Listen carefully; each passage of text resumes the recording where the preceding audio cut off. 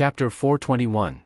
Tiange was in a daze for a long time before she regained her composure. She rushed over and saw that the stone door had been smashed into powder, and the restriction at the door was also broken. The stone door was fine, even a foundation-building cultivator could break it, but this restriction was personally laid by her. Although it wasn't a top-grade formation, it couldn't be broken by ordinary core formation cultivators. She looked at Nie Wuxiang in disbelief. "What did you do just now?" Nie Wuxiang, who was still absent-minded, murmured, "I just pushed it." After she said that, she finally realized something. She looked down at her hand and saw nothing unusual except for the primordial devil aura on it. No matter what, Nie Wuxiang was still in the middle stage of the core formation realm, so the primordial devil aura in her body could only cause this. Tiange shook her head with a bitter smile. "This is good. Even if you run into a nascent soul cultivator, you won't be trampled on." Although this kind of movement couldn't compare to the strength of a nascent soul cultivator, it already had a momentum that could rival it. However, being too powerful wasn't necessarily a good thing. Powerful strength needed an equally powerful container to contain it, and this container was a cultivator's body, meridians, and dantian. Although Nie Wuxiang had this kind of strength now, she was still in the middle stage of the core formation realm, which definitely wasn't a good thing. If she used it forcibly, she might explode and die. How could Nie Wuxiang not understand this? She was stunned for a long time before she said, "It's too late to regret now. We can only do as we see fit." As she said that, she looked down at her hand and waved it lightly. With a loud bang, a boulder at the entrance of the cave was smashed into pieces. Nie Wuxiang was a bit dispirited by this scene. How could she move around with such a big movement? Would she really change from a martial cultivator to a devil cultivator in the future? Tiange asked, "How's your body?" "I haven't used the primordial devil aura much, so I can't feel anything." She then lowered her head and sighed. "It seems I'll have to stay here for a long time." "What? Although I have the powerful primordial devil aura, I don't have a high enough realm. I must enter closed-door meditation to stabilize my realm." Nie Wuxiang smiled bitterly. "Maybe 3 to 5 years, or maybe 10 to 20 years. If I'm unlucky, it's not impossible for me to enter closed-door meditation for 100 years. Tiange agreed. "With how strong your primordial devil aura is now, it'd be best if you advance to the nascent soul realm. That way, you'll be able to absorb all of it." Although she hadn't advanced to the nascent soul realm yet, she had 2 nascent soul cultivators by her side, so she understood nascent soul very well. The primordial devil aura in Nie Wuxiang's body was comparable to a nascent soul cultivator's, but because her realm was limited, she couldn't fully display it. Moreover, if she forcibly used it, it would even cause harm to her body. Given the current situation, she would only be able to resolve this crisis if her meridians and dantian completely absorbed it. Nie Wuxiang nodded, then sighed and said, "I also think so. Although I was forced to walk on the path of devil cultivators, I still want to live well and continue cultivating." Whether she was a righteous or a devil wasn't important. In today's world, no one had ever ascended for more than 100,000 years. Even if Nie Wuxiang became a devil cultivator, she didn't need to think too much about it. It wouldn't be too late to consider it when she really had the chance to ascend one day. The two of them discussed it and decided to stay here for some time. Nie Wuxiang decided to subdue all the primordial devil aura first. It was very inconvenient for her to walk outside in her current state. If she couldn't control herself well when she fought, she might hurt herself. As for Tiange, she didn't plan to leave before her injuries were healed. Ever since she came to Yunzhong, things happened one after another, so she didn't have much time to cultivate. After her injuries were healed, she would spend some time recuperating and stabilizing her cultivation level. Then she would go see Ling Yunhe and settle the matter regarding the art of Sunu. At that time, she would consider returning to the Celestial Pole. It had been 7 years since she left the Celestial Pole. If she spent some more time recuperating, she reckoned more than 10 years would have passed. It was really inconvenient to travel outside, especially in such a distant place. Things were different now. There was a blood oath between her and Xueqi.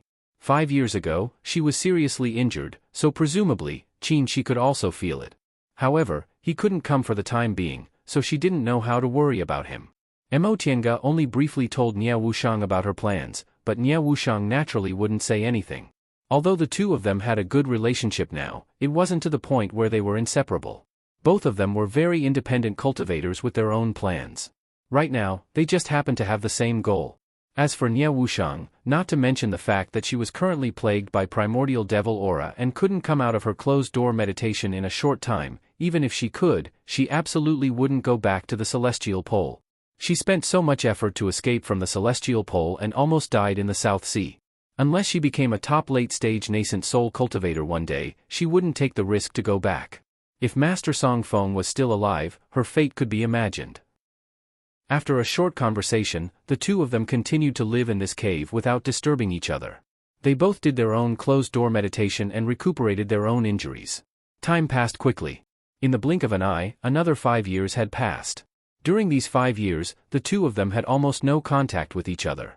It was only when the rent of the cave expired and the shopkeeper came to collect the rent that they both left the cultivation room. The shopkeeper probably already knew about the cave's stone door being broken. It was just that there were 2 core formation cultivators living here, so it wasn't convenient for him to say anything. When Nie Wuxiang came to collect the rent, the shopkeeper wasn't surprised at all and only asked if it needed to be repaired. Nie Wuxiang directly gave him a pile of spirit stones as compensation and also paid him 10 years of rent. How could the shopkeeper not feel unhappy? He hurriedly ordered people to come over and repair the stone door. In the next 2 years, he didn't come to disturb them as usual. Mo Tiange and Nie Wuxiang were very satisfied that the shopkeeper was so sensible. For them, having a quiet place to stay was the most important thing. 5 years later, Mo Tiange stopped cultivating and came out of the virtual sky world. Sensing her breath, the stone door of Nie Wuxiang's cultivation room opened automatically. After not seeing Mo Tiange for 2 years, Nie Wuxiang looked at Mo Tiange carefully. She was both amazed and curious. "You're recuperating? 2 years ago, I saw your injuries had just healed. How did your cultivation progress so fast?" It wasn't strange for Nie Wuxiang to be surprised. After she woke up, Mo Tiange's injuries hadn't completely healed. It was only after 3 years that her injuries were completely healed. But now, in just 2 years, she was already halfway to the middle stage of the core formation realm. This kind of cultivation speed was really too exaggerated. Mo Tiange simply answered, "In these 10 years, I wasn't recuperating." When her injuries weren't too serious, she began to take a lot of medicinal pills to improve her cultivation level. The reason she did this was because she was ready to come out of closed-door meditation. The stronger she was, the smoother her next business would be. There weren't many things left to do. The first thing was to see Ling Yunhe and settle the matter regarding the art of Sunu, then return to the celestial pole. In addition, if possible, she also planned to go to Danxia sect to inquire about some things related to Mo Yaoqing. Mo Yaoqing had passed away for more than 5,000 years. The grievances between her and Danxia sect had long been settled the moment she left Yunzhong. That being the case, Mo Tiange naturally wouldn't get entangled in this matter. The grievances of her ancestors weren't something a junior several thousand years later like her could meddle in. Besides, after so many years, Danxia sect's disciples had changed several generations, so she really didn't need to take it seriously. After Mo Tiange said that, Nie Wuxiang stared at her thoughtfully. After a while, she said, "You're leaving?" She came out of closed-door meditation to say goodbye to Nie Wuxiang. It had been more than 10 years since she left the celestial pole. It was time to go back. Nie Wuxiang didn't feel surprised, but she still felt a vague sense of loss. She sighed and said, "You're right. You're different from me. No matter how far you go, you still have to go back." Mo Tiange heard the melancholy in her voice, but she couldn't comfort her about this kind of thing. Although her character was compatible with Nie Wuxiang's, their life trajectories were completely different. In the celestial pole, she had a master, a partner, and relatives. No matter how far she was, she still had to go back. That was her route. But Nie Wuxiang was the opposite. She absolutely couldn't go back to the celestial pole. In Yunzhong, she had no relatives or friends, she was like a floating duckweed. The only thing that kept her going was her determination to keep cultivating. Cultivators were also people. They were more indifferent to worldly emotions than mortals, but they couldn't completely abandon them. "Maybe I'll come to Yunzhong again in a few years. At that time, we'll still have a chance to see each other." After a long time, Mo Tiange only said this. Nie Wuxiang smiled, threw her sad mood to the back of her mind, and asked, "What's your next plan?" "I'll go to Ling Yunhe to get the reward first. If things go smoothly, I'll go back to the celestial pole." Mo Tiange didn't have anything to hide, so she told her frankly. "Right, I forgot that Ling Yunhe still owes us a debt." Nie Wuxiang smiled then sighed softly. "Unfortunately, I can't use the reward he promised me now." Mo Tiange never asked about this matter, so she couldn't help but feel curious. "Back then, when you accepted Ling Yunhe's invitation, what reward did you ask for?" "A sacred exorcism object." Nie Wuxiang didn't hesitate and told her directly. She then shook her head and smiled bitterly. At that time, when I made this request, Ling Yunhe was very embarrassed. If he wasn't pressed for time and urgently needed help, I'm afraid he wouldn't have given it to me. But it's useless to me now even if I have it. She was already a devil cultivator now, and the primordial devil aura in her body directly occupied her meridians and dantian. It was simply impossible to use a devil exorcism object to remove the devil aura from her body. If she persisted, her cultivation level would most likely be crippled. So, you're not going to go? I reckon I'll have to enter closed-door meditation for at least 10 years. Nie Wuxiang thought for a while then said, how about this? If you see Ling Yunhe, tell him for me that the thing he promised me is already dispensable to me. If this thing is very important to him, then he can use something else to replace it. I don't expect it to be more precious than this sacred object, it's fine as long as he doesn't renege on his debt. If I come out of closed-door meditation, I'll go look for him. All right, Mo Tiange readily agreed. It was just a message, so it wasn't a big deal. Nie Wuxiang looked at her with a complicated expression for a long time before she finally said, I hope we're fated to meet again. After a long time, Mo Tiange smiled. Rest assured. If I form my nascent soul in the future, I'll definitely come to Yunzhong to look for you. Chapter 422. The restaurant in Guifang City was no different from the restaurants in the Righteous Path's Immortal Cultivation City. It was also a bustling crowd of low-level cultivators, all of whom were chatting and laughing loudly, exchanging information. For most of the low-level cultivators, they couldn't enter the mountain gate, couldn't get in touch with those high-level cultivators, and couldn't get pointers. Therefore, they valued the communication between cultivators more. They could get other cultivation information from cultivators of the same level and exchange what they needed. A immortal cultivation city needed the strength of high-level cultivators, but it also needed these low-level cultivators to be popular. Only then could it prosper. Fairy, welcome. Please take a seat here. In the restaurant, the waiter who specialized in receiving cultivators warmly greeted a female cultivator who just stepped into the restaurant and led her to a seat. Although this waiter was a mortal, he had been in the outside world for a long time, so he had a good eye. When he saw this female cultivator's appearance, he knew she was a cultivator of the righteous path. He asked eagerly, Fairy, what do you want? We have good spiritual tea, spiritual wine brewed from spiritual fruits, and dishes cooked from spiritual beasts. A pot of tea and a few plates of dried fruits will do. The female cultivator replied lightly. Yes, yes, please wait a moment. The waiter bowed repeatedly. After a while, he served the spiritual tea and dried fruits. Fairy, please enjoy. If you need anything, just call me. The female cultivator nodded, picked up the spiritual tea, and took a sip. However, she frowned slightly, as if she was not satisfied with this spiritual tea. In the infernal domain, how could a restaurant that served ordinary low-level cultivators have any good spirit tea? This restaurant was actually quite famous in Guifang City.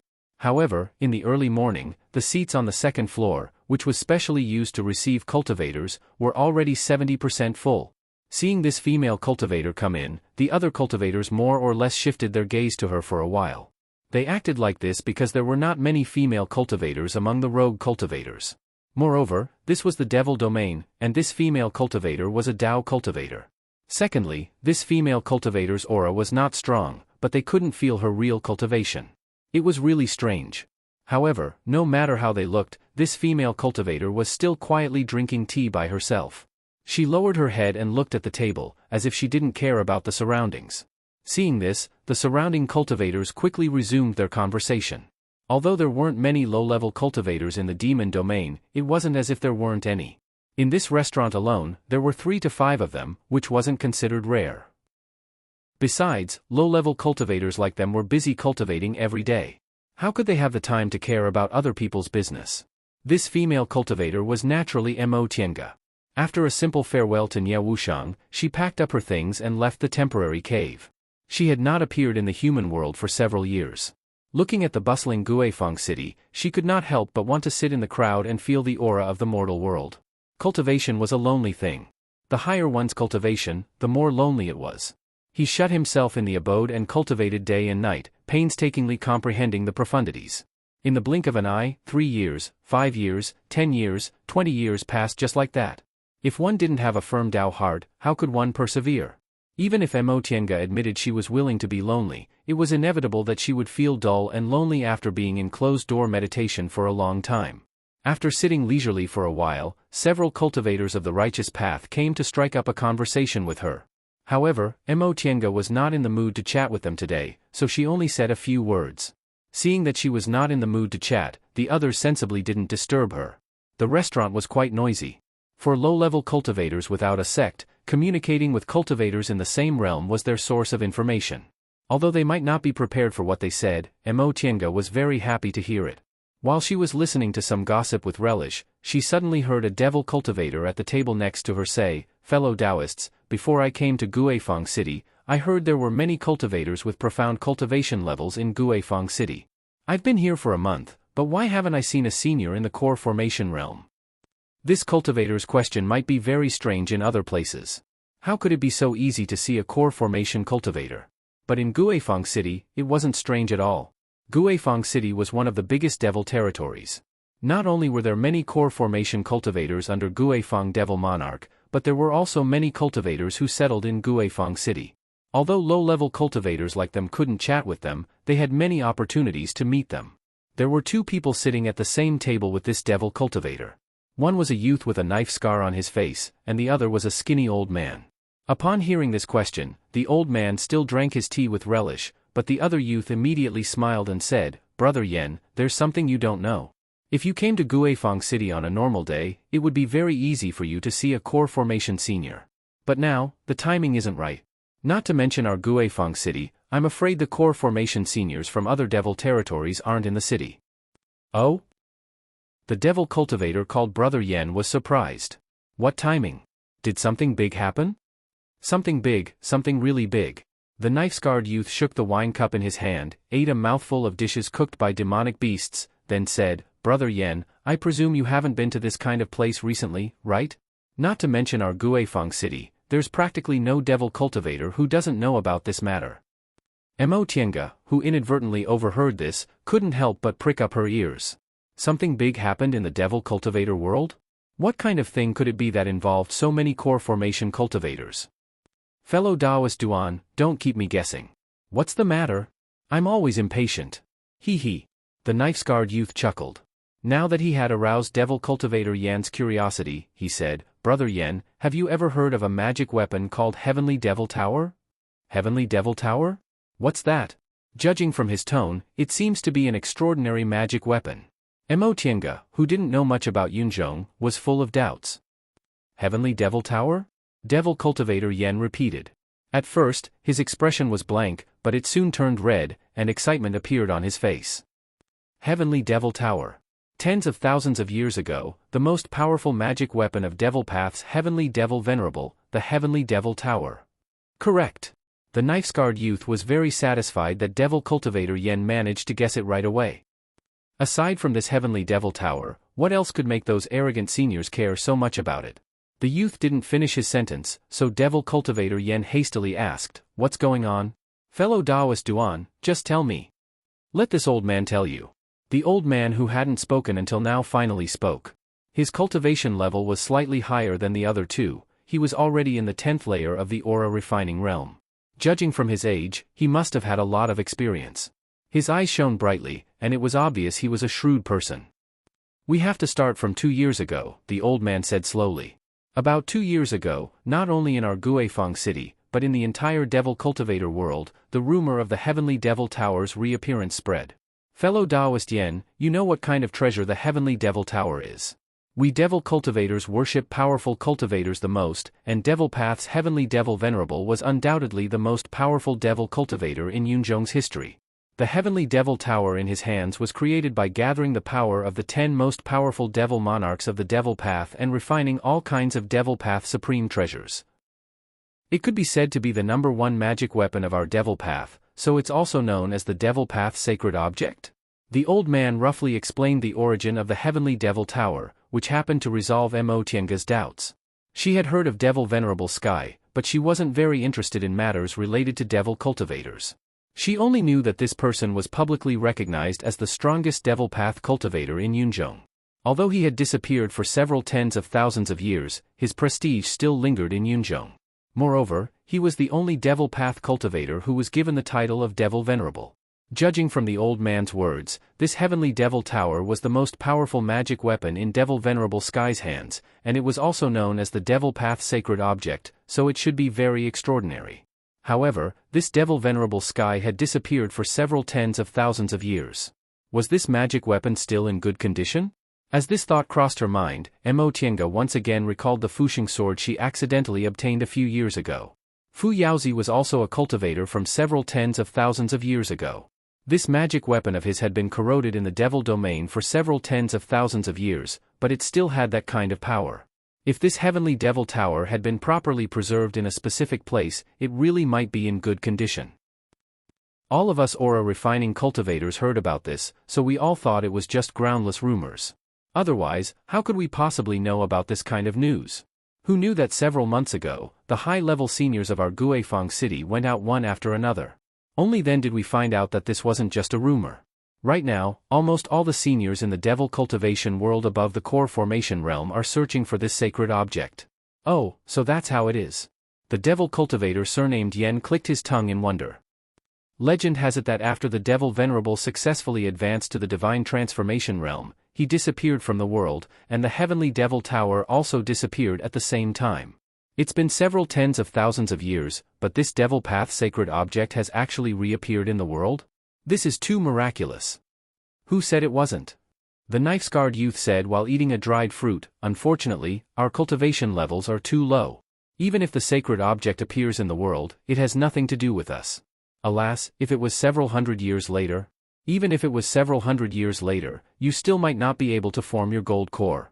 Even if you formed your gold core, I'm afraid you still wouldn't be able to snatch the sacred object. The old man slowly nibbled on peanuts and said, this time, although all the core formation seniors went out, in my opinion, only the 3 great devil monarchs will be able to join in the fight. The knife-scarred youth nodded in agreement. Yes. Not to mention the core formation seniors, even those nascent soul seniors with slightly weaker strength probably won't have a chance. The sacred object of our devil path will naturally fall into the hands of the strongest devil cultivators. Other people will just watch the fun. Correct. I hope our city lord can snatch the sacred object. That way, our Guifang city will become the #1 devil domain in the future. At that time, small cultivators like us will also have a lot of benefits. These devil cultivators continued to talk for a while before they changed the topic to something else. The appearance of the devil path sacred object was naturally an extraordinary event for the entire devil cultivation world, but for small cultivators like them, it was nothing more than gossip. Mo Tiange muttered to herself for a while before she called the waiter, paid the bill and left the restaurant. On the surface, this matter seemed to have nothing to do with her. However, if she thought about it carefully, it might not necessarily be the case. The appearance of the devil path sacred object caused turmoil in the entire devil cultivation world. In Yunzhong, although cultivators from different realms had their own countries, they all lived together. Once the devil path was in turmoil, the 3 realms of Taoism, Confucianism, and Buddhism would also be in turmoil. It seemed she had to quickly finish her business and leave Yunzhong. Chapter 423. After leaving Guifang City and Northern Lin Country in a hurry, Mo Tiange entered the sphere of influence of Jiuyan sect a few days later. The northern part of eastern Tang, because it was close to Northern Lin Country, had barren mountains and wild rivers, and was very desolate. Not even a few villages could be seen. When she got close to Jiuyan sect, there were more people. After entering Jiuyan sect's sphere of influence, there were even more towns and cities everywhere. Among the 5 major sects of Eastern Tang, Jiuyan sect and Danxia sect were located in the north, one in the east and the other in the west. Because of the existence of these 2 sects, the surrounding area was very prosperous. Cultivation cities were everywhere, and it was many times more prosperous than the celestial pole. Along the way, Mo Tiange randomly picked a cultivation town to stay, but she found that the turmoil of Devil Path had already affected all parts of Yunzhong. Once a powerful devil cultivator obtained the sacred object of Devil Path, his strength would soar. Although the cultivators of Yunzhong coexisted peacefully, they were also in a delicate balance. If the strength of Devil Path cultivators skyrocketed, especially figures like the 3 devil monarchs, the situation in Yunzhong would certainly change. Therefore, when the sacred object of Devil Path appeared, not only did it set off a great uproar in the world of Devil Path, but other Taoist cultivators, Confucian cultivators, and Buddhist cultivators were also involved. When she returned to Eastern Tang at this time, there were almost no high-level cultivators left in the 5 major cultivation sections. Basically, all of them went out in full force. The disturbance caused by this matter in Eastern Tang was far greater than that in Guifang City. This was the sacred object of Devil Path. Devil cultivators went to fight for it for their own interests, but Taoist cultivators felt a sense of crisis. Taoist cultivators were used to them being the most numerous and powerful cultivators in Yunzhong. This time, it was possible for devil cultivators to get the sacred object of Devil Venerable. How could this be? Although Devil Venerable was powerful and had outstanding figures like the 10 Devil Monarchs, Taoist cultivators also had geniuses like Senior Fu Yaozi and other promising cultivators. The strength of Taoist cultivators was not weak at all. After so many years, although Taoist and Devil Path were no longer hostile, they were still unwilling to let devil cultivators steal the limelight and dominate Taoist cultivators. As for Buddhist cultivators and Confucian cultivators, they also belonged to the righteous path. It was not good for them if devil cultivators were strong, so they naturally stood on the side of Taoist cultivators. Mo Tiange couldn't help but sigh. She really didn't expect that the situation in Yunzhong would change in such a way in just a few years of seclusion. As a result, the things she wanted to do had changed again. A few years ago, Ling Yunhe promised to help her obtain the complete version of the art of Sunu. He said he'd only think of a way to get it for her, but he didn't say how long it would take or whether he'd directly give it to her. Moreover, regardless of whether Ling Yunhe had become the sect leader of Jiuyan sect or not, with almost all the sects mobilized, he would most likely be dragged into this matter as well. It was unknown whether he was in Jiuyan sect at the moment. After pondering for a while, Mo Tiange felt it was useless to think too much about it. She might as well go directly to the Ling clan in Sky Snow City to take a look and then decide what to do next. After making up her mind, she traveled day and night without stopping to rest. Soon, she arrived at Sky Snow City. She went to the Ling clan with familiarity. Coincidentally, the person who received her was the cultivator who called Ling Yunhe's second uncle, Xiao Shun. However, after 10 years, Xiao Shun had already successfully built his foundation and became a foundation-building cultivator. "Senior, it's you." Xiao Shun opened his mouth in surprise when he saw Mo Tiange being led in by the gatekeeper. Mo Tiange swept her gaze over him and immediately found that things were different now. Xiao Shun had advanced to the foundation-building realm, so his dressing and bearing were completely different from the low-level cultivator he used to be. She smiled and said, "We haven't seen each other for many years. Turns out you've successfully built your foundation. Congratulations." Xiao Shun scratched his head embarrassedly and hastily asked Mo Tiange to sit down. "Senior, please sit. The core formation elders of the Ling clan are all busy right now. Please forgive me for not being a good host." Mo Tiange waved her hand indifferently. "I know. The appearance of the sacred object of the Devil Path has affected the whole of Yunzhong. In fact, for a big clan like the Ling clan, even if a core formation cultivator came to visit, it would be enough for a foundation-building cultivator to receive them before the reason was stated. It wouldn't be considered rude. Besides, the current situation was special. According to her estimation, the Ling clan's nascent soul ancestor was most likely chasing after the Devil Realm's sacred object. There were probably only a few core formation cultivators left in the Ling clan, and they were probably all busy and didn't have time to receive her. Seeing that Mo Tiange didn't mind, Xiao Shun sighed in relief and said apologetically, "Since Senior knows the reason, I won't explain much." The servants of the Ling clan were all well trained. At this time, they had already served tea quickly. After Mo Tiange drank the tea, Xiao Shun said, "Senior, did you come to look for second uncle?" Mo Tiange put down the teacup and nodded. "Yes, but I wonder if fellow Taoist Ling is in the manor or inside Jiuyan sect." Xiao Shun shook his head and said apologetically, "Unfortunately, second uncle went out with the ancestor several months ago. I don't know when he'll come back." Mo Tiange was stunned for a moment before she sighed. "I guessed fellow Taoist Ling probably couldn't avoid the matter of the Devil Path sacred object. I just came to ask with the slightest hope. Senior doesn't have to be so disappointed." Xiao Shun smiled and said, "Although second uncle isn't here, Junior has already been informed about Senior's matter." "Oh?" Mo Tiange was slightly happy. In that case, she didn't come here in vain. "May I know what fellow Taoist Ling said?" Xiao Shun said, "Second uncle said that Senior has already prepared your reward. However, this matter is very important, so it's inconvenient to tell him. He asked him to personally hand it over to you when he comes back." Mo Tiange was stunned. Is that so? What she wanted was the complete art of Sunu, including cultivation techniques for those in the nascent soul realm and above. Moreover, this thing was a treasure of Danxia sect, so it wasn't wrong to be so cautious. However, the emergence of the Devil Path sacred object this time would involve a lot of cultivators. She could imagine the chaos that would ensue. How could Ling Yunhe guarantee that he'd come back alive and fulfill his promise? If Ling Yunhe died on this trip, wouldn't that mean she wouldn't be able to get it? After hesitating for a while, Mo Tiange asked, "Can you contact him now?" Xiao Shun hesitated for a moment before answering, "Junior can't. However, second uncle also told me that if senior really wants to come and look for him during this period of time, junior can tell senior where to find second uncle." Oh? Mo Tiange was a bit surprised. Although she knew most of the core formation cultivators in Yunzhong were involved in this matter, she never thought about asking about their whereabouts because this kind of matter was definitely a secret that couldn't be passed on. But now, from what Xiao Shun said, it seemed he could tell her. Mo Tiange pondered for a moment then asked, "Isn't this matter the sect's secret? Why can you tell me?" Xiao Shun smiled and shook his head.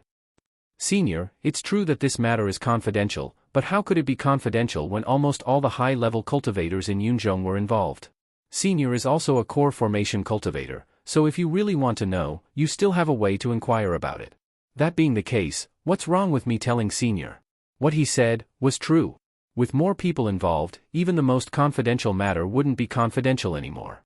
Mo Tiange smiled then asked, "Then tell me, where can I find him?" Xiao Shun smiled and looked at her. He only said 3 words, "Returning Ruined Sea." Mo Tiange was startled and frowned. "Returning Ruined Sea?" "Correct."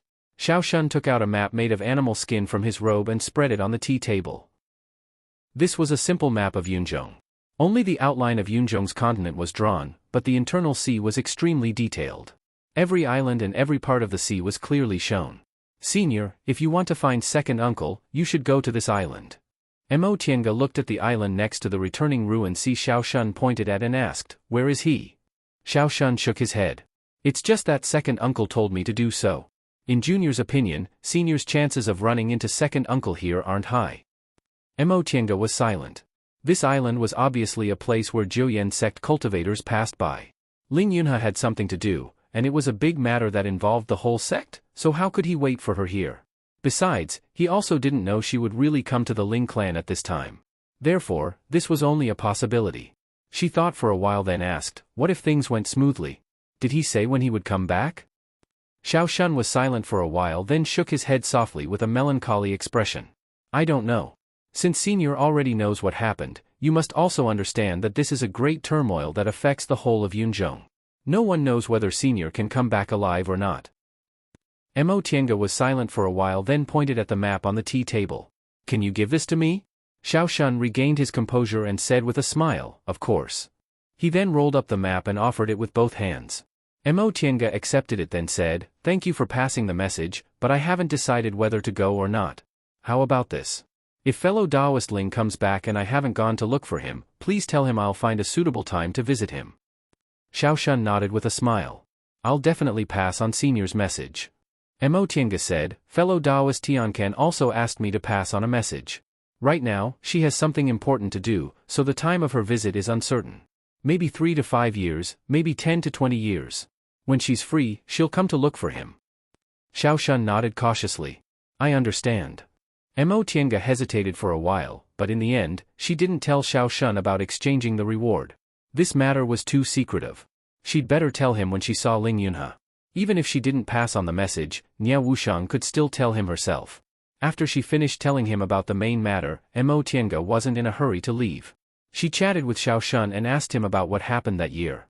After obtaining the carefree fruit, Ling Yunhe successfully seized the position of Jueyan sect's head. When he came back with injuries, Ling clan's nascent soul ancestor was furious. Afterward, Jueyan sect was in turmoil. After a series of struggles, Ling Yunhe successfully succeeded the position of sect head, and this matter finally came to an end. Although Xiao Shun didn't explain this matter very clearly, Mo Tiange could guess it must have something to do with Ling Yunfei. Back then, Ling Yunfei was a disciple of Ling clan, but he plotted against Ling Yunhe, so he must have something to rely on. And this reliance definitely wasn't Ling clan's ancestor. With this inference, it would be strange if Ling Yunhe didn't get angry. His own core formation descendant was actually bribed by someone else, how could he tolerate it? It could be said that Ling Yunhe's ascension to the position of sect head was a sign that one of Jueyan sect's factions was losing power. Of course, this was Jueyan Sek's internal affairs. Mo Tiange only asked about it briefly and didn't express too much curiosity. For her, the problem now was whether she should look for Ling Yunhe and settle this matter as soon as possible or stay out of it and wait here. Chapter 424. The turmoil caused by the sacred object of the demonic path was even beyond Mo Tiange's imagination. After leaving the Ling clan, she didn't immediately go to the Sea of Returning Ruins to look for Ling Yunhe. Instead, she temporarily settled down in Sky Snow City. During this time, she saw many core formation cultivators passing through Sky Snow City and hurrying south. Some of these cultivators were in groups while some were alone. There were probably cultivators from both sects and individual cultivators. It seemed that this sacred object of the demonic path was extremely important to the cultivators in Yunzhong. Realizing this, Mo Tiange had to inquire about some information. She was puzzled. No matter how powerful this sacred object of the demonic path was, it was only a magic weapon. There was no lack of powerful cultivators in Yunzhong, so why did they all flock to this magic weapon? She didn't understand until she went to the tea house in Sky Snow City. Aura refining and foundation building cultivators couldn't intervene in such a big matter, but that didn't stop them from talking excitedly. From these people, Mo Tiange learned that there were some ancient legends circulating in Yunzhong. 100,000 years ago was the most prosperous period of the cultivation world in Yunzhong. Whether it was the righteous path or the demonic path, they all produced talented people and prospered. At that time, several legendary figures appeared among the cultivators of each path. The first was Fu Yaozi, the second was Sky Luminous Demon Venerable, the third was Jueyan Sek's founder, Saint Guizhen, the fourth was Confucian Saint Zhou Fuzi, and the fifth was Buddhist Master Huiyin. These 5 figures were no more than 1,000 years apart in age and were people of the same generation. Because they were far more powerful than their peers, they were called the 5 saints by the cultivators in Yunzhong. Among the 5 saints, Fu Yaozi was the most unique one. He didn't belong to any sect, but he was so powerful that he was still called the number 1 person in Yunzhong's history. The other 4 were representatives of the demonic path, Taoist path, Confucian path, and Buddhist path. Each of them had disciples. There were also rumors about the 5 saints in Yunzhong. It was said that the 5 saints all advanced to the soul formation realm and left the world. Before they left, they each left treasures in the world. These were the 5 sacred objects in Yunzhong. Among these 5 sacred objects, Sky Luminous Demon Venerable naturally had the Heavenly Demon Tower and Master Huiyin's inescapable net. As for the other 3, people only knew they had treasures but didn't know their names. However, other than Fu Yaozi, Saint Guizhen, Master Zhou, and Master Huiyin all had disciples that were passed down from generation to generation. It was highly likely that they were in the hands of their disciples. As for the Sky Luminous Demon Exalted, after he passed away, the 10 demon monarchs were suppressed by Fu Yaozi alone, and the Heavenly Demon Tower eventually disappeared. Because of this, after so many years, although there was no lack of nascent soul cultivators in the Devil Dao, they were all suppressed by the other Daos. Mo Tiange left the tea house and sat inside the virtual sky world, lost in thought. Inescapable net, why did it sound so familiar? After thinking for a while, an idea suddenly flashed through his mind. 10 years ago, when she first arrived at Sky Snow City, she was robbed by 2 foundation-building cultivators. At that time, she casually took their magic weapon into her pocket. That magic weapon was called the inescapable net by them. With this thought in mind, Mo Tiange put her hand into her Qiankuan bag. After fumbling around for a long time, she finally took out a golden net. It was unknown what the net was made of, but it was completely golden and light as if it was weightless. It was also infused with a strange spiritual energy. After looking at it for a while, Mo Tiange couldn't see anything unusual about it. Treasures always had an imposing manner. For example, the Fuxing sword she obtained. Although it had been corroded by devil aura and was covered in rust, it was still shockingly powerful. However, she couldn't see any power from the golden net in front of her. If there was anything unusual about it, it would be that it looked extremely exquisite and the spiritual energy on it was something she still couldn't see through with her cultivation level. She carefully recalled what happened 10 years ago. One of the 2 people died under her hands, and the other one she found pleasing to the eye, so she let him go. That person once admitted that they were indeed Buddhist cultivators. But the problem was, they were only 2 foundation-building cultivators, so how could they possibly have a Buddhist holy object? A Devil Dao holy object was enough to make all of Yunzhong restless, so a Buddhist holy object should be kept in the hands of a great Buddhist cultivator. Could it be that this thing was an imitation of the real inescapable net? This wasn't impossible. Many famous psychic magic weapons had imitations in the world. For example, the square seal in her hand was actually made by Lord Daoist Jinghe based on Lord Daoist Jinyang's natal magic weapon. Therefore, although it couldn't be considered a top-grade magic weapon, it was still very powerful. After thinking for a while, Mo Tiange still couldn't think of a reason, so she shook her head and put the golden net back into her Qiankuan bag. She wasn't a cultivator from Yunzhong, so even if this matter made all the cultivators in Yunzhong crazy, she wouldn't feel excited at all. There were so many high-level cultivators, including many late-stage nascent soul cultivators with great divine power. Even if she went there, she would only be watching the fun. Besides, she didn't covet the Devil Dao's holy object. Just like that, she stayed in Sky Snow City for another month. During this time, rumors spread like wildfire in Sky Snow City. Rumors spread like wildfire in the tea houses, but no one knew whether it was true or false. Cultivators of various paths fought each other in the Sea of Returning Ruins and more than half of them died or were injured. They found a spatial crack in the Sea of Returning Ruins. They said the Heavenly Devil Tower had actually fallen into someone else's hands. The news was very messy. Mo Tiange was confused, so she simply found a time to go see Xiao Shun. Xiao Shun was very enthusiastic about her visit and told her everything he knew about the matter. From Xiao Shun, Mo Tiange heard another version of the legend. Senior, although the legend of the 5 saints has been circulating in Yunzhong for a long time, it's been several tens of thousands of years, and there are many mistakes in it. Even disciples of the 5 saints like us can't tell whether it's true or false. Hearing Xiao Shun's words, Mo Tiange said, "So, what I heard should be false." Xiao Shun hesitated for a while then shook his head. "It's not completely false. The 5 saints themselves and the 5 holy objects they left behind should all be true. But there were others that were fake. For example, only Demon Venerable Skylight and Fu Yaozi can be confirmed to have reached the deification realm. The others, including our Jiuyan sect Saint Guizhen, are only rumored to have reached the deification realm. As for whether they've reached the deification realm or not, we, the descendants, don't know." Mo Tiange was surprised. "Why is that? Saint Guizhen is the founder of your sect. Don't tell me there's no record of him in the sect?" Xiao Shun shook his head. "It's been too long. How could I remember it in such detail? Besides, I'm just an ordinary disciple. Although I'm favored by second uncle and know a bit more than others, there are some things that a disciple like me can't know." Mo Tiange found it reasonable, so she nodded. There were some secrets that only a few people could know. If other people's ranks weren't high enough, they wouldn't know no matter how close they were. However, there's one thing we can be sure of. The 5 saints did pass down a set of magic weapons with amazing divine powers, Xiao Shun said. Then he hesitated for a moment and said, "Senior, I can't be sure if the following things are true or false. They're just rumors I heard in the sect. If they're wrong, don't blame me." Mo Tiange smiled and said, "How can you be sure there's nothing wrong with what happened 100,000 years ago? You don't need to worry. I was the one who wanted to ask you for information, so how could I blame you?" When Xiao Shun heard this, he smiled and scratched his head in embarrassment. Although these things couldn't be regarded as the sect's secrets, he was willing to talk about them because this Senior Qin was good-natured and they got along very well. Senior must want to know why the 5 saints passed down their magic weapons together, right? Xiao Shun said.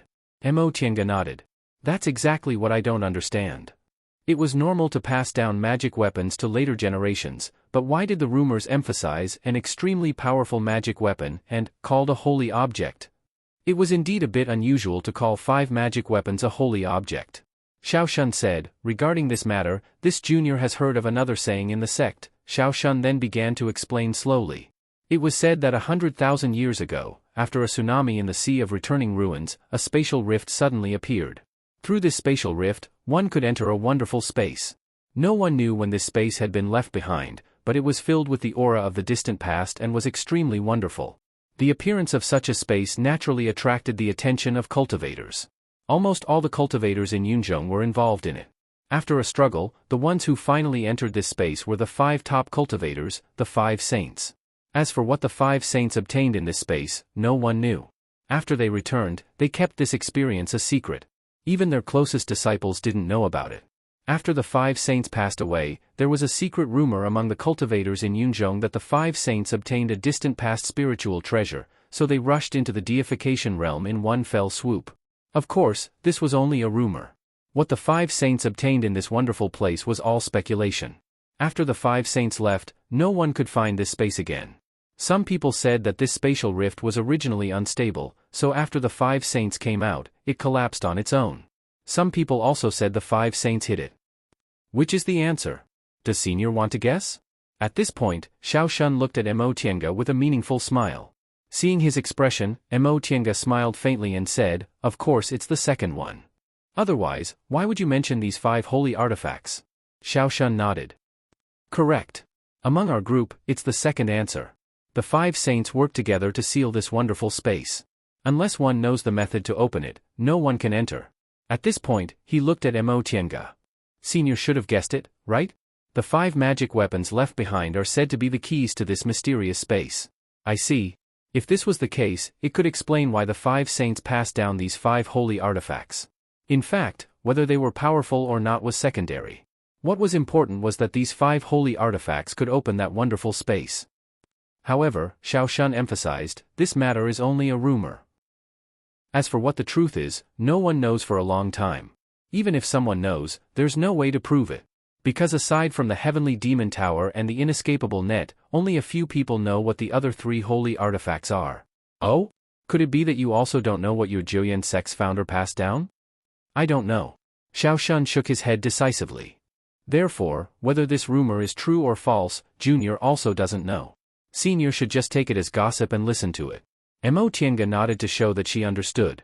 She then said, "In that case, the reason why so many cultivators from Yunzhong rushed to the Heavenly Demon Tower wasn't only because they were afraid devil cultivators would obtain it and greatly increase their power, but also because of this rumor?" "Probably." Xiao Shun didn't give a definite answer. "I don't know about the rumors in other cultivation groups." Mo Tiange thought for a while, then stood up with a smile. "I understand. Thank you for telling me this. Whether it's true or false, I'll just take it as an interesting story." Chapter 425. After hearing about the 5 saints from Xiao Shun, Mo Tiange reconsidered her decision. Obviously, the storm caused by the Heavenly Demon Tower couldn't be quelled in a short time.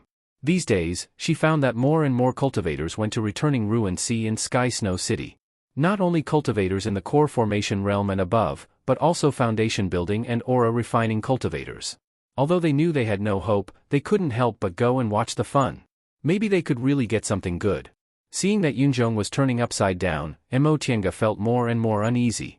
Although the returning Ruin Sea was located to the south of Yunzhong, tens of thousands of miles away from here, and no matter how fierce the battle was, it wouldn't affect Sky Snow City, but with so many cultivators involved, it was a sign of great turmoil.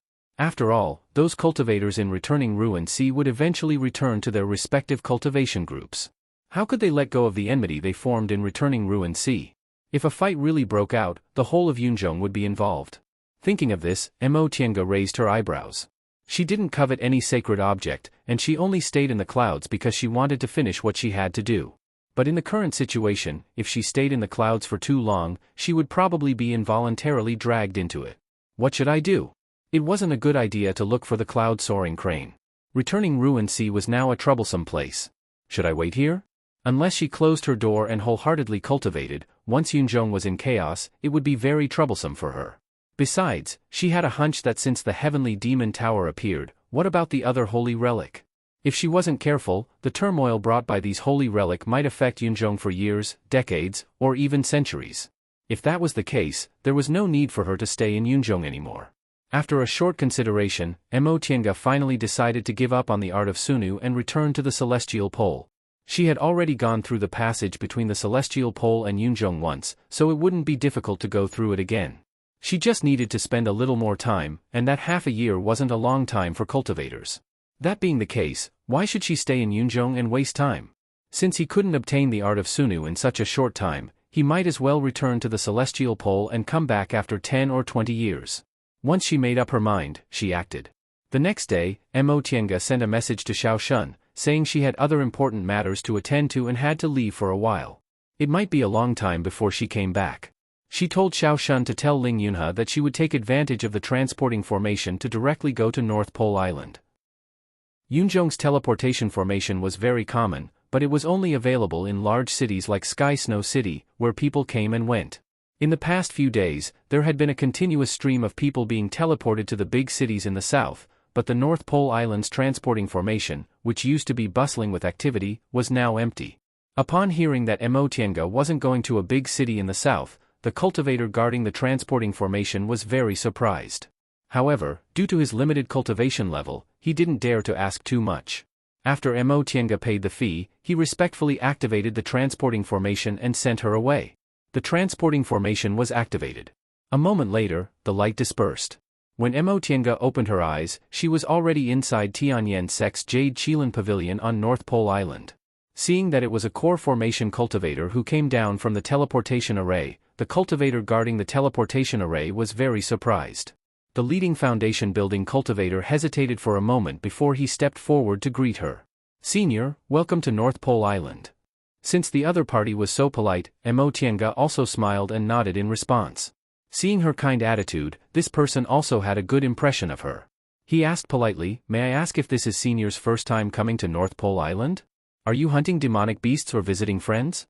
If there's anything I can help you with, please don't hesitate to ask." Mo Tiange shook her head softly.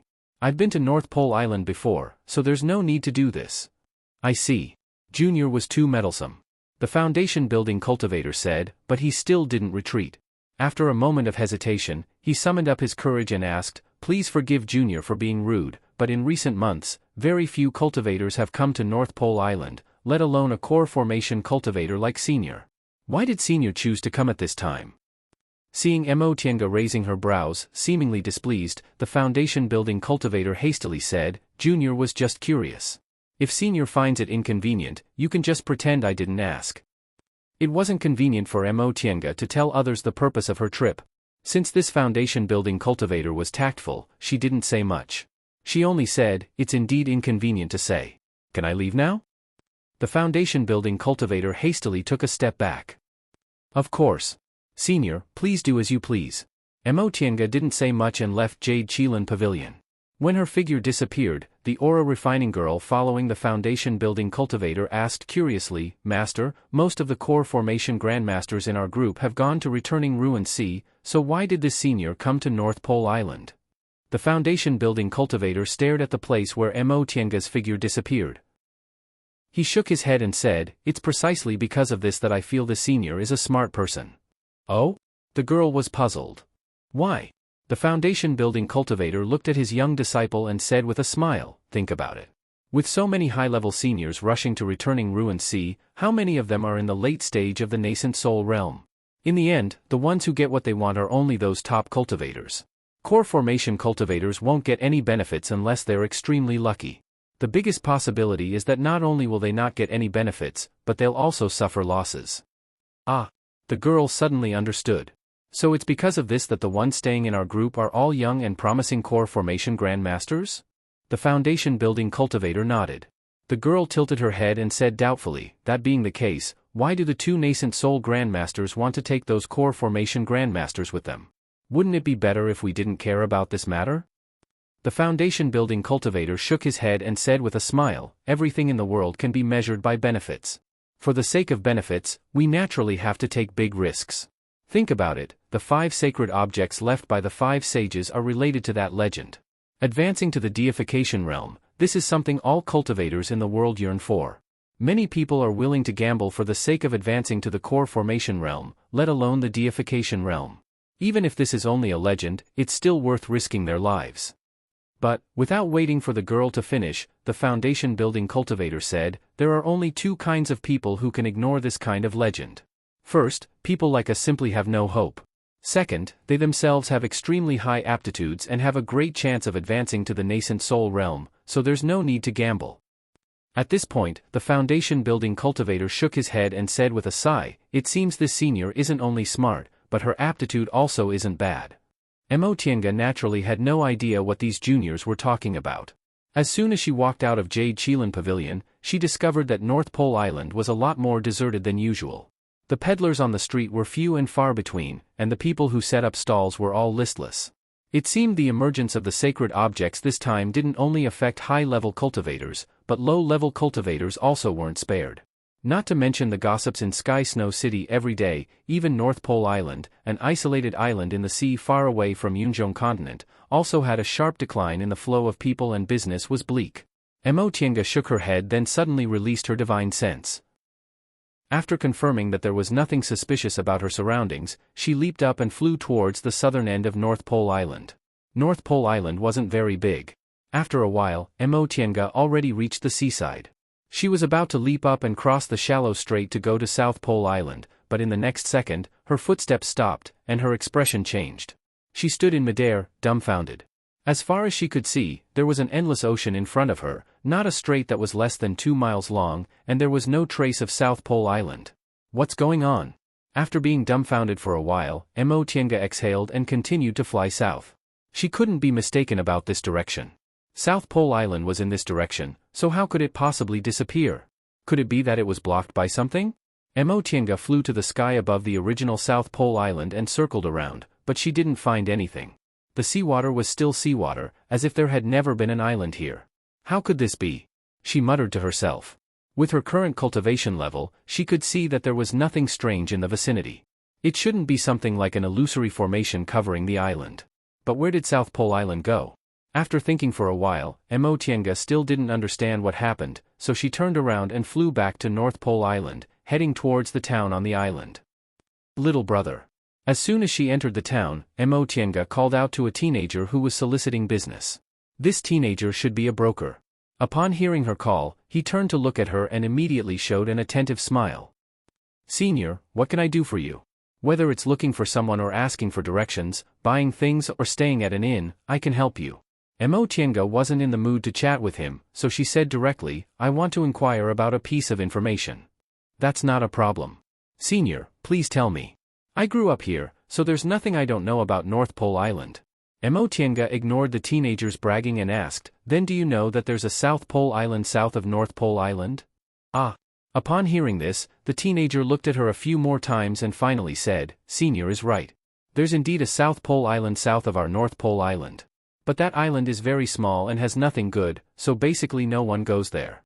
Outsiders almost don't know about it. What do you mean? Mo Tiange was sensitive to this word. What do you mean? The teenager said, Senior doesn't know, but there's a small volcano on South Pole Island.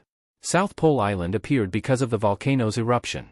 However, the volcano hasn't moved for many years, so many people have forgotten about it. But 3 years ago, that volcano suddenly erupted, and then South Pole Island sank. Sank? Mo Tiange's expression changed greatly. She knew there was a volcano on South Pole Island, but she didn't expect the volcano would actually erupt and sink South Pole Island. Did that mean South Pole Island no longer existed? What about the passage? Did it also not exist? Speaking of which, this incident 3 years ago scared a lot of people. It said that some cultivators escaped from South Pole Island, and the mortals sank along with South Pole Island. Fortunately, that volcano was only a small one, so it didn't affect North Pole Island. At this point, the teenager carefully looked at Mo Tiange. Senior, are you going to South Pole Island to look for someone? If you're looking for those cultivators, I can help you inquire about them. They should still be alive. After a long time, Mo Tiange shook her head blankly. She casually threw him several spirit stones then turned around and left. She didn't care about the people on South Pole Island, but if South Pole Island sank, how could she go back? Chapter 426. Mo Tiange stood in the air above the sea and silently gazed at the vast ocean below. This was where the South Pole Island used to be, but now, there was no trace of the island at all, not even a reef. In the vast sea, there were many miraculous things. It was normal for islands to disappear. Some islands disappeared overnight, while others suddenly reappeared. Like the South Pole Island, which appeared and disappeared because of a volcano many years ago, it wasn't strange at all. However, what happened to the other islands had nothing to do with Mo Tiange. This South Pole Island, on the other hand, was the link between the Celestial Pole and Yunzhong. The South Pole Island had disappeared, and the passage was gone. How could they go back to the Celestial Pole? Mo Tiange didn't know that ever since she heard this news, she had been at a loss for several days. There was no doubt that he had to return to the Celestial Pole. She wasn't Niao Wushang. She had a master, relatives, and lover in the Celestial Pole, so how could she cast them aside as if they had nothing? However, how could they go back to the Celestial Pole? The South Pole Island had disappeared, and the passage no longer existed. Didn't that mean he had to cross the South Sea like Niao Wushang? However, even nascent soul cultivators couldn't guarantee their safety in crossing the South Sea. Could it be that she was hoping to have the same luck as Niao Wushang? Luck was luck because it didn't necessarily come. If she saw Nie Wushang safely crossing the South Sea and rashly tried it, it would be too risky. She wanted to return to the celestial pole, but she absolutely didn't want to risk her life like this. After thinking for a while, Mo Tiange heaved a sigh and untied the spiritual beast pouch tied around her waist. Master. Lil Fan's cyan body came out of the spirit beast bag. It was a sea beast. As soon as it came out of the spirit beast bag, it keenly smelled the scent of the sea and was overjoyed. Master, where is this? Mo Tiange gently patted its head and said, Xiaofan, this is where we came from, remember? Huh? Yifan blinked her eyes in confusion. Where did you come from? Mo Tiange said, it's the place where we came to Yunzhong through the underground sewer. Upon hearing what she said, Yifan quickly understood and said in amazement, Master, you mean, it turned its head to look around, but all it saw was the vast sea and the North Pole Island not far away. Where's that hot spring? The island disappeared? Mo Tiange nodded. Lil Fan lived in the sea all year round, so it was easy for it to understand the disappearance of the island. What should we do? Yifan wagged her tail and jumped around her. Can't we go back? Can't I go to Donghai in the future? Would I never see Grandpa again? No, I don't want it. Master, what should I do? Looking at the extremely anxious Xiaofan, Mo Tiange smiled bitterly. How would she know what to do? This kind of thing was beyond a human's ability. Go down and take a look. After a while, she said, I wonder if this island has sunk to the bottom of the sea. Go down and see if the passage is still there. Yes. Hearing her words, Yifan was overjoyed. How could I forget? The island sank. Maybe it's just this part of the passage that's broken. Maybe it can be reopened. Master, I'm going. After saying that, Yifan hurriedly dove down, and with a hua-la sound, it drilled into the sea. With a flick of its cyan tail, it swiftly dived down. Mo Tiange was left standing in the sea breeze, still speechless. Although she let Yifan go down to find the passage, she actually did not have much hope in her heart. What happened in the vast sea was beyond the reach of a human's ability. That passage led to the bottom of the sea. How could an island be destroyed by a volcanic eruption? She was afraid that the lava would pour back into the passage when it erupted and completely block it. If this was on land, it would be fine. At worst, she could break mountains and rocks and search slowly. But this was the sea. Even if she was a high-level cultivator and could dive into the sea for a short time, she could not open a passage at the bottom of the sea. The reason why she let Yifan go down to look for the passage was that she was unwilling to give up. What if she was lucky and the passage could be used as long as it was slightly cleaned? Holding this kind of hope, Mo Tiange waited silently. 1 hour, 4 hours.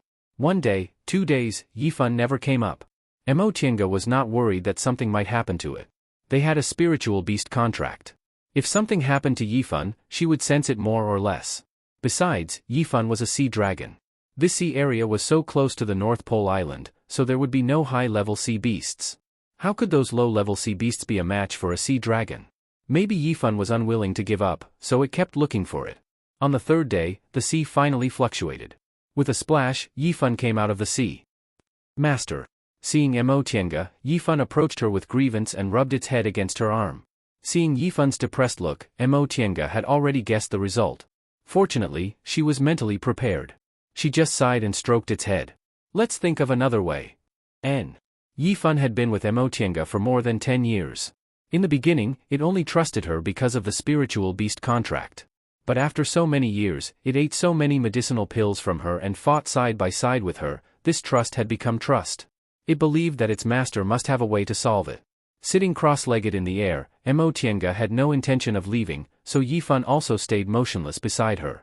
After thinking for a while, Mo Tiange opened another spiritual beast bag. This time, it was Feifei that came out. Where is this? As soon as it came out of the spiritual beast bag, the sea breeze blew on its body. Feifei shivered and smoothed its fur. Ah, the sea. Although Feifei wasn't a sea beast, it also lived on an island in the East Sea.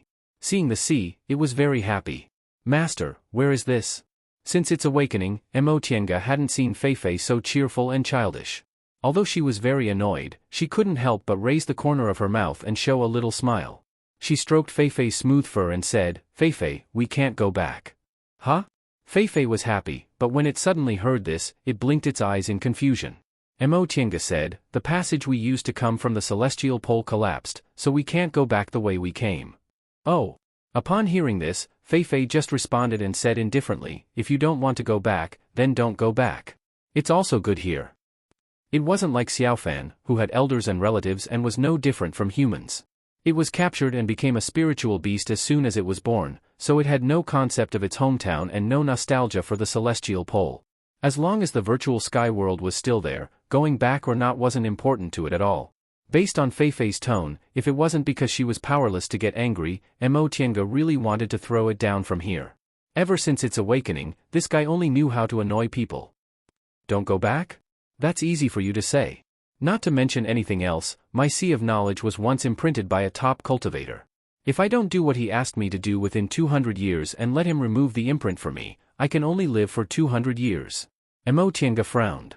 Now, I only have about 120 years left. Huh? Feifei blinked.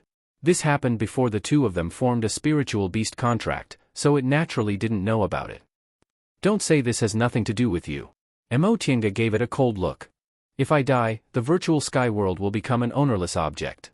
Either you cultivate inside until you reach the realm of void treading or you wait for the next master to recognize you as its master.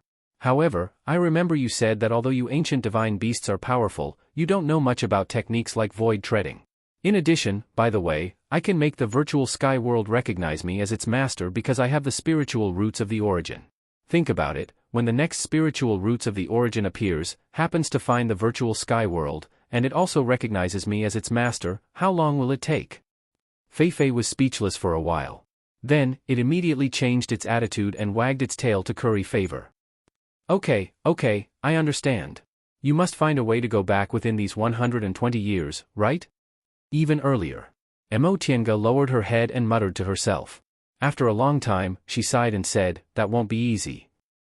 Although she'd already told Qin Shi about this matter and she believed he'd find a way to find clues, how could it be easy to find the remains of a cultivator who died 5,000 years ago? Besides, Wanderer Ziwei's character was quite strange. After thinking for a long time, Mo Tiange still couldn't think of a good way. She rubbed her brows and muttered to herself, find a way to the celestial pole? Where should I start? Feifei blinked and said, don't tell me the cultivators in Yunzhong have never been to the celestial pole. Of course they have, Mo Tiange said. But, as far as I know, the cultivators in Yunzhong who have been to the celestial pole are all nascent soul cultivators, for example, Zhong Muling and Yuan Bao. Since they could advance to the deification realm, they were naturally very powerful nascent soul cultivators. In addition, Marshal Uncle Zhenyang said he once met a cultivator in Yunzhong who crossed the South Sea. That cultivator was in the early stage of the nascent soul realm, but he had a wonderful escape technique. Aside from this passage, Mo Tiange wasn't sure whether there was a shortcut from Yunzhong to the celestial pole. Even if there was, it would probably be very secretive. There was also an obvious path, crossing the South Sea. The danger of crossing the South Sea didn't need to be mentioned, but if they couldn't find any other way, this was the only choice. Since they're both nascent soul cultivators, Master, you should also cultivate to the nascent soul realm. 120 years should be easy for you, right? Feifei said casually. This time, Mo Tiange didn't glare at it. She muttered, yes, I must cultivate to the nascent soul realm to cross the South Sea. I can't be sure whether I can find another way or not. That being the case, I must be prepared to cross the South Sea. At this thought, her eyes shone with determination. 120 years was indeed enough for her to advance to the nascent soul realm or even the middle stage of the nascent soul realm. During this time, on one hand, she had to improve her strength as much as possible to prepare for crossing the South Sea. On the other hand, she had to find a way to find a shortcut to the celestial pole. Having made up her mind, Mo Tiange called the two spiritual beasts. Enter the spiritual beast bag. Let's go. Huh?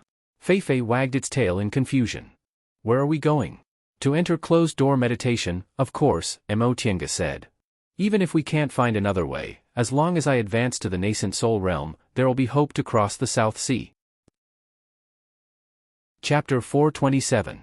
It's really not easy to subdue this primordial devil aura. Nia Wushang sighed and opened her eyes. Mo Tiange had been gone for some time, but she was still in closed-door meditation every day, working hard to subdue this primordial devil aura. However, from the time she regained consciousness 5 years ago until now, the amount of primordial devil aura she subdued was pitifully small.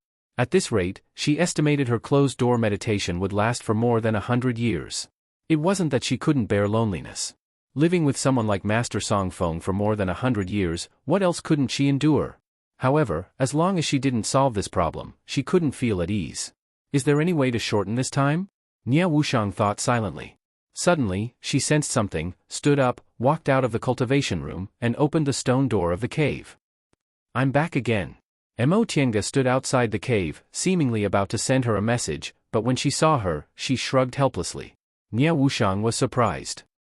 Didn't you go to see Ling Yunhe? Are you done? Do I look like I'm done? She sighed and walked into the cave. You don't mind if I continue to live here, do you? Nia Wushang was the one who paid the rent last time. Whatever, Nia Wushang said, closed the stone door, opened the restriction, and asked, what's going on? After tidying up her clothes, pouring tea, and sitting down at the stone table, Mo Tiange said, I can't go back. Huh? Nia Wushang was stunned and puzzled. What do you mean? I can't go back to the celestial pole, Mo Tiange said. Nia Wushang was stunned for a long time before she realized what she meant. She said incredulously, you mean the way you came here is blocked? Mo Tiange didn't tell Nia Wushang in detail how she came to the celestial pole. Nia Wushang also knew this kind of thing was mostly a secret, so she didn't ask. Although she didn't know the inside story, she guessed Mo Tiange's road must be very safe since she didn't take it seriously. But now Mo Tiange actually said she couldn't go back? Since the passage had disappeared, it couldn't be considered a secret. Mo Tiange simply told her about the road and the disappearance of the South Pole Island in detail. After Mo Tiange finished speaking, Nia Wushang was speechless for a long time.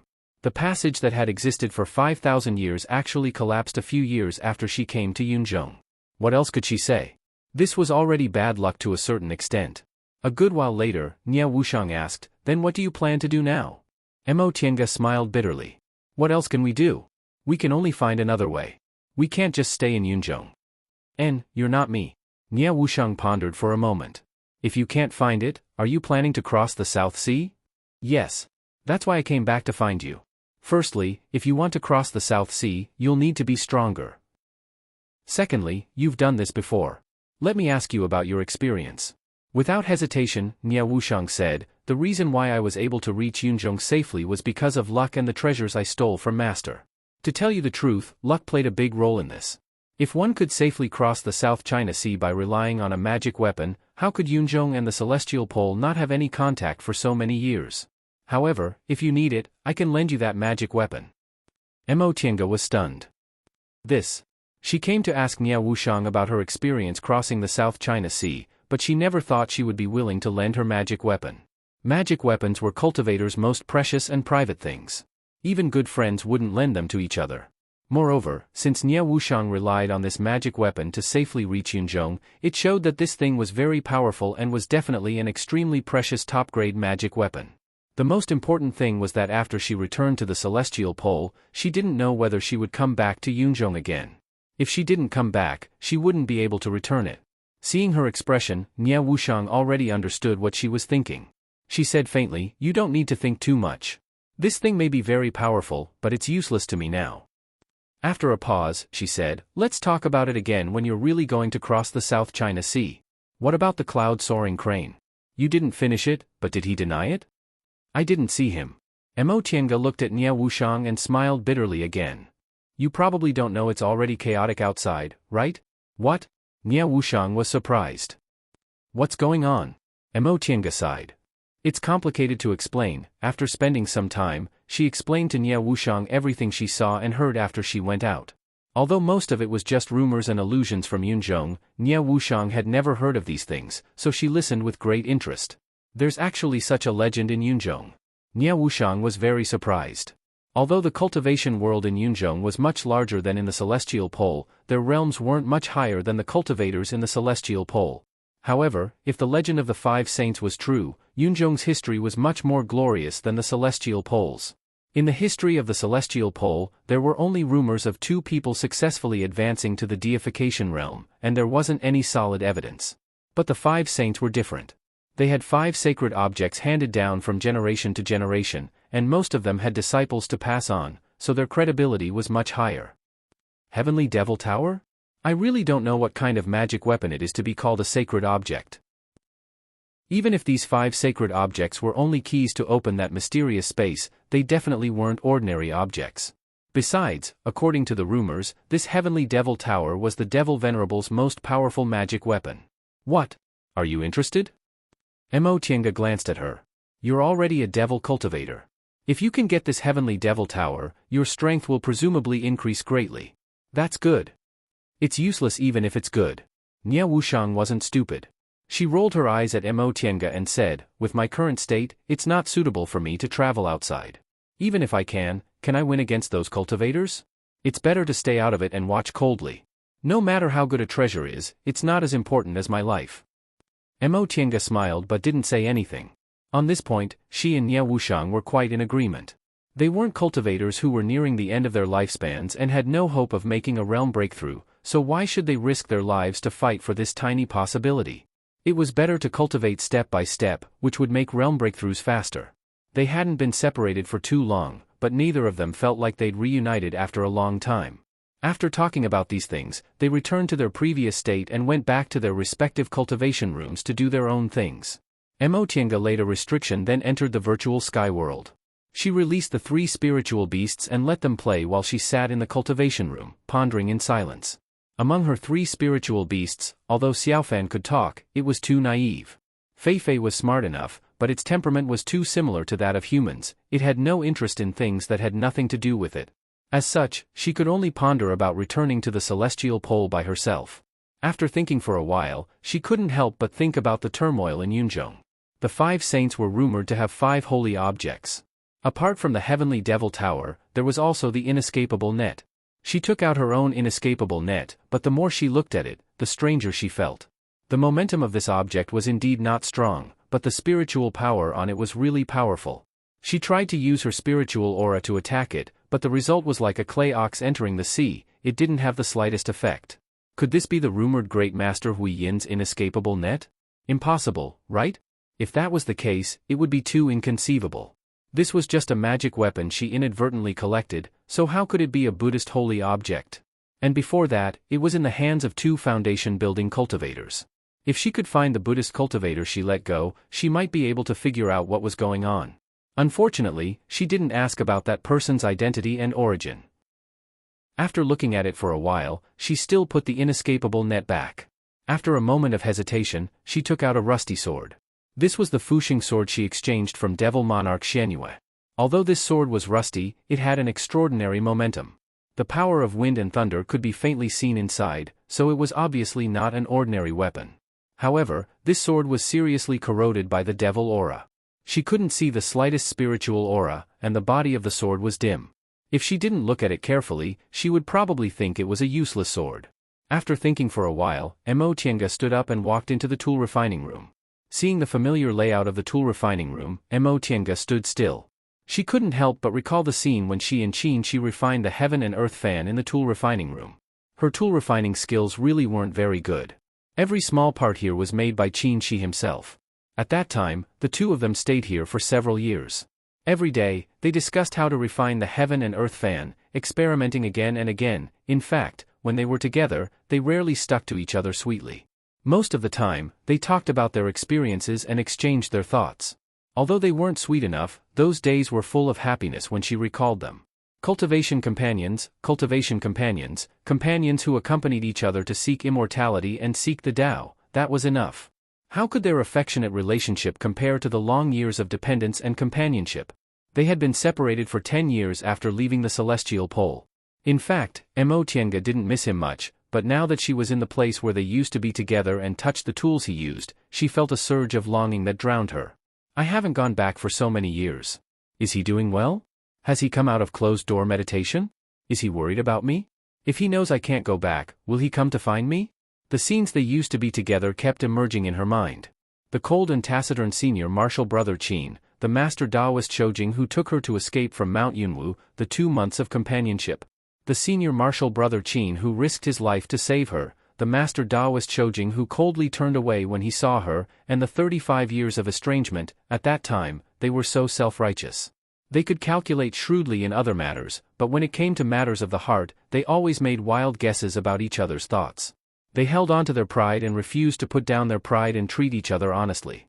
Fortunately, they finally came together and didn't waste their fate. Thinking back, their meeting was so coincidental. If her father hadn't traveled with him, they wouldn't have met. If second uncle hadn't taken her away, she would have only regarded him as a senior when she grew up in Xianqing school. If he hadn't happened to go to Mount Yunwu, they wouldn't have had the opportunity to meet as peers, they would have missed each other by just a little bit. Fortunately, he was the person her father entrusted her to. Fortunately, they didn't know each other when she was young. Fortunately, she had grown up before they met. The more she thought back, the more she missed him. Therefore, she had to go back to the celestial pole. Chapter 428. Although she had made up her mind to return to the celestial pole, it was still a matter that needed long-term planning. The situation in Yunzhong was chaotic, so it wasn't a good time to go out. Moreover, it was too dangerous to cross the South Sea with her cultivation level. Considering these 2 points, Mo Tiange could only be patient and do it slowly. 120 years should be enough. The following days were very boring. Nie Wuxiang didn't leave her cave at all, and Mo Tiange also lived in seclusion. Every day, she cultivated, studied Mo Yaoqing's cultivation experience, read ancient books, and went out to buy some necessities and inquire about news from time to time. High-level cultivators in Yunzhong gathered in the returning ruined sea, and every day, some gossip spread in Guifang City. Not long after, there was a rumor in Guifang City that those cultivators had found traces of the Heavenly Devil Tower. The first cultivator to get the Heavenly Devil Tower had died in the returning ruined sea, and the tower fell into the hands of an individual cultivator. Later, there was another rumor that the individual cultivator escaped for several days and was discovered by a devil monarch, who killed him on the spot and took the Heavenly Devil Tower. Unfortunately, several great cultivators in Eastern Tang also discovered it at the same time, and they fell into a fight. In this fight, South Zhou's Buddhist cultivators and Confucian cultivators were also involved. Hundreds and thousands of core formation cultivators fought in the returning ruined sea, and many nascent soul cultivators also shed all pretenses of cordiality. This rumor lasted for several years. Every time Mo Tiange went out, she heard the news of a certain cultivator from a certain sect dying. Mo Tiange and Nie Wuxiang discussed this in private. After this incident, the forces in Yunzhong would probably be reshuffled. So many cultivators died, and all of them were above the core formation realm. For many small cultivation groups, this would be a disaster. As expected, after that, the rumors in Guifang City were all about how many cultivators had fallen. This storm lasted for more than 20 years before it calmed down. In the first few years, cultivators from all sides fought for the Heavenly Devil Tower, and there was a reign of terror every day. During this period, many small cultivation groups were destroyed because of this. Later, the competition was limited to the nascent soul cultivators of the big cultivation groups. At the same time, as cultivators returned to their sects, the battlefield was no longer limited to the returning ruined sea. But soon, there were many different opinions about who got the Heavenly Devil Tower, and no one could figure it out. Oftentimes, there would be sects that had feuded with each other, claiming that the other party had the Heavenly Devil Tower in their hands. Because of this, Yunzhong was in a state of chaos. In the last 10 years, the storm gradually subsided. All the sects and forces suffered heavy losses and closed their doors to recuperate. Yunzhong finally calmed down. As for who the Heavenly Demon Tower ended up in, no one knew.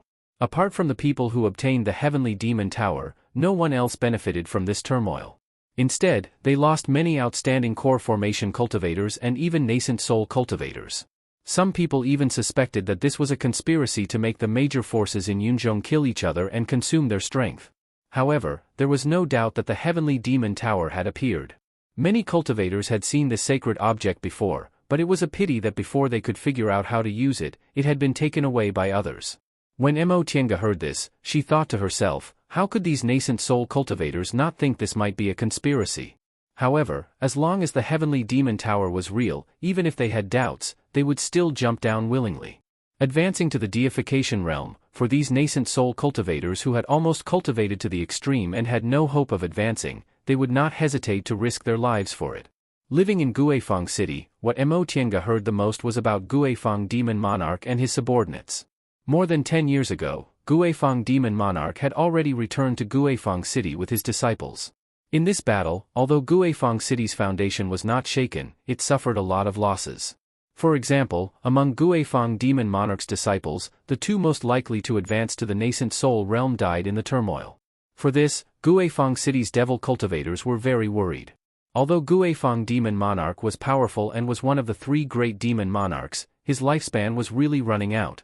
Some people calculated that he had 500 years at most. In these 500 years, if Guifang City did not have a powerful successor with profound cultivation, it would become the target of other forces. This was definitely not a good thing for Guifeng City. However, some people optimistically said that Guifeng Demon Monarch's young disciple with excellent aptitude had already advanced to the middle stage of the core formation realm. In 500 years, he might be able to smoothly advance to the nascent soul realm. At that time, Guifeng City could still maintain its status as one of the 3 great devil territories. Besides, although Guifeng City suffered losses, the other 2 devil territories also lost a lot of disciples. No one was better off than the other, so what did it matter? There were quite a lot of people who agreed with this theory. After all, low-level cultivators like them couldn't live for 500 years. After they died, who would care about the flood? The Guifeng Demon Monarch's young disciple these cultivators mentioned should be Xueqi. In other words, Xueqi not only escaped unscathed in these more than 20 years of turmoil, but he also advanced to the middle stage of the core formation realm. Moreover, even the heavens were on his side, causing his rival senior brother to fall in the turmoil. In this way, his current days could be regarded as the end of his bitterness and the beginning of his happiness. Without his senior martial brother and sister suppressing him, he became Guifeng Demon Monarch's disciple most likely to advance to the nascent soul realm. Guifeng City would definitely support him with all its strength.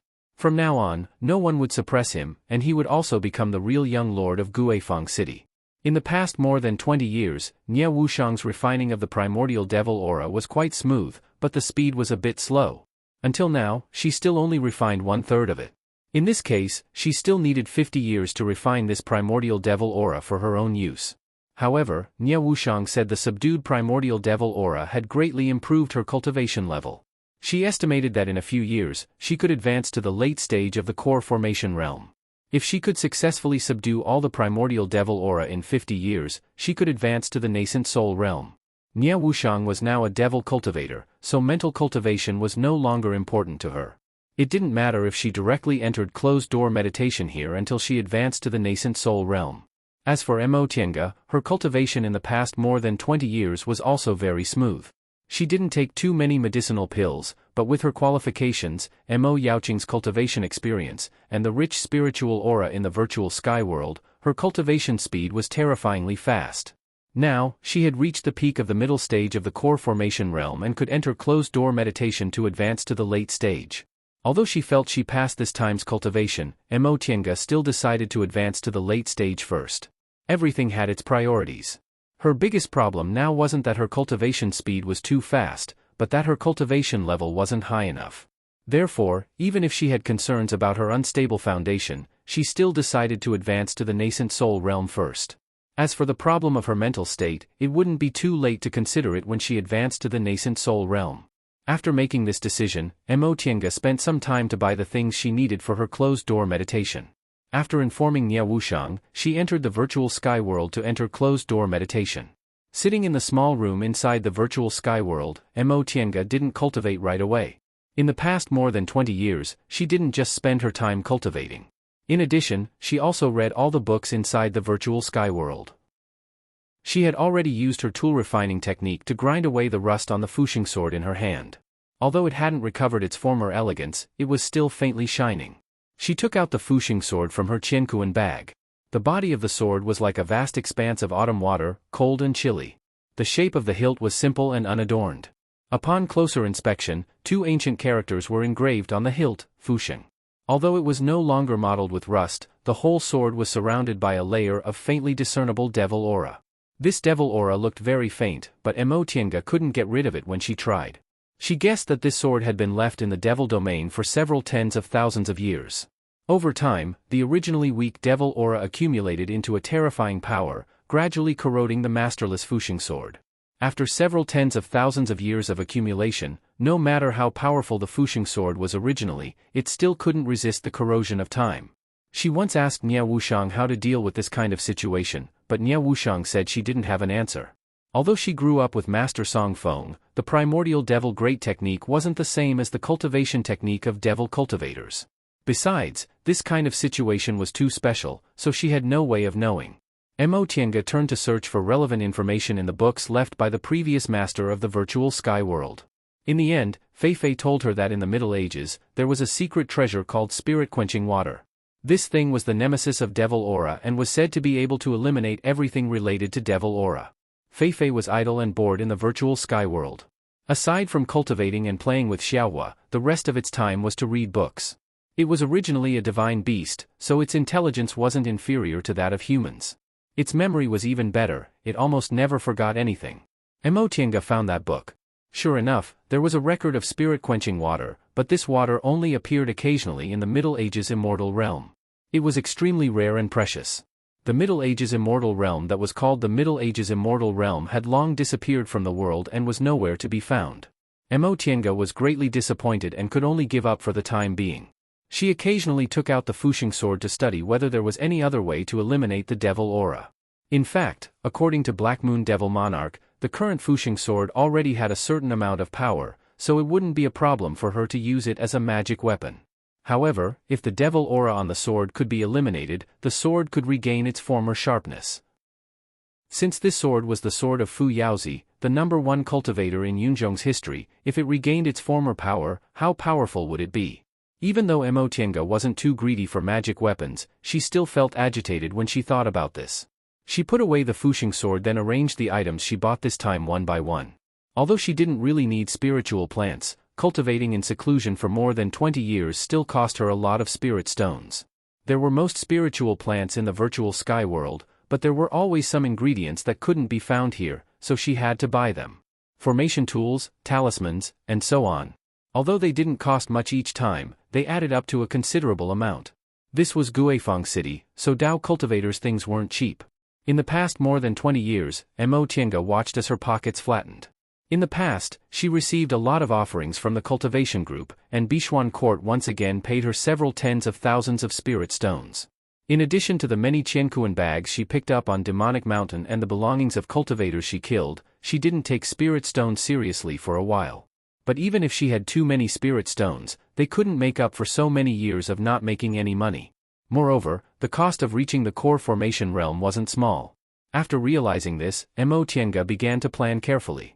As long as she controlled herself and avoided spending as much as possible, the spirit stones she had should be enough for her until she formed her nascent soul. Once she became a nascent soul cultivator, she naturally wouldn't need to worry about spirit stones anymore. In the end, she shook her head and threw these trivial matters to the back of her mind. She then tidied up the miscellaneous items, sat cross-legged on the praying mat, started to meditate, and began to breathe. During this closed-door meditation, she definitely had to enter the late stage of the core formation realm. Chapter 429. In the sky above Guifang City, several people were standing in the air where the fog lingered. These people were all wearing monk robes and straw shoes. They were bald and scarred, holding Buddhist staffs and dressed like monks. However, the color and style of their kasayas were slightly different.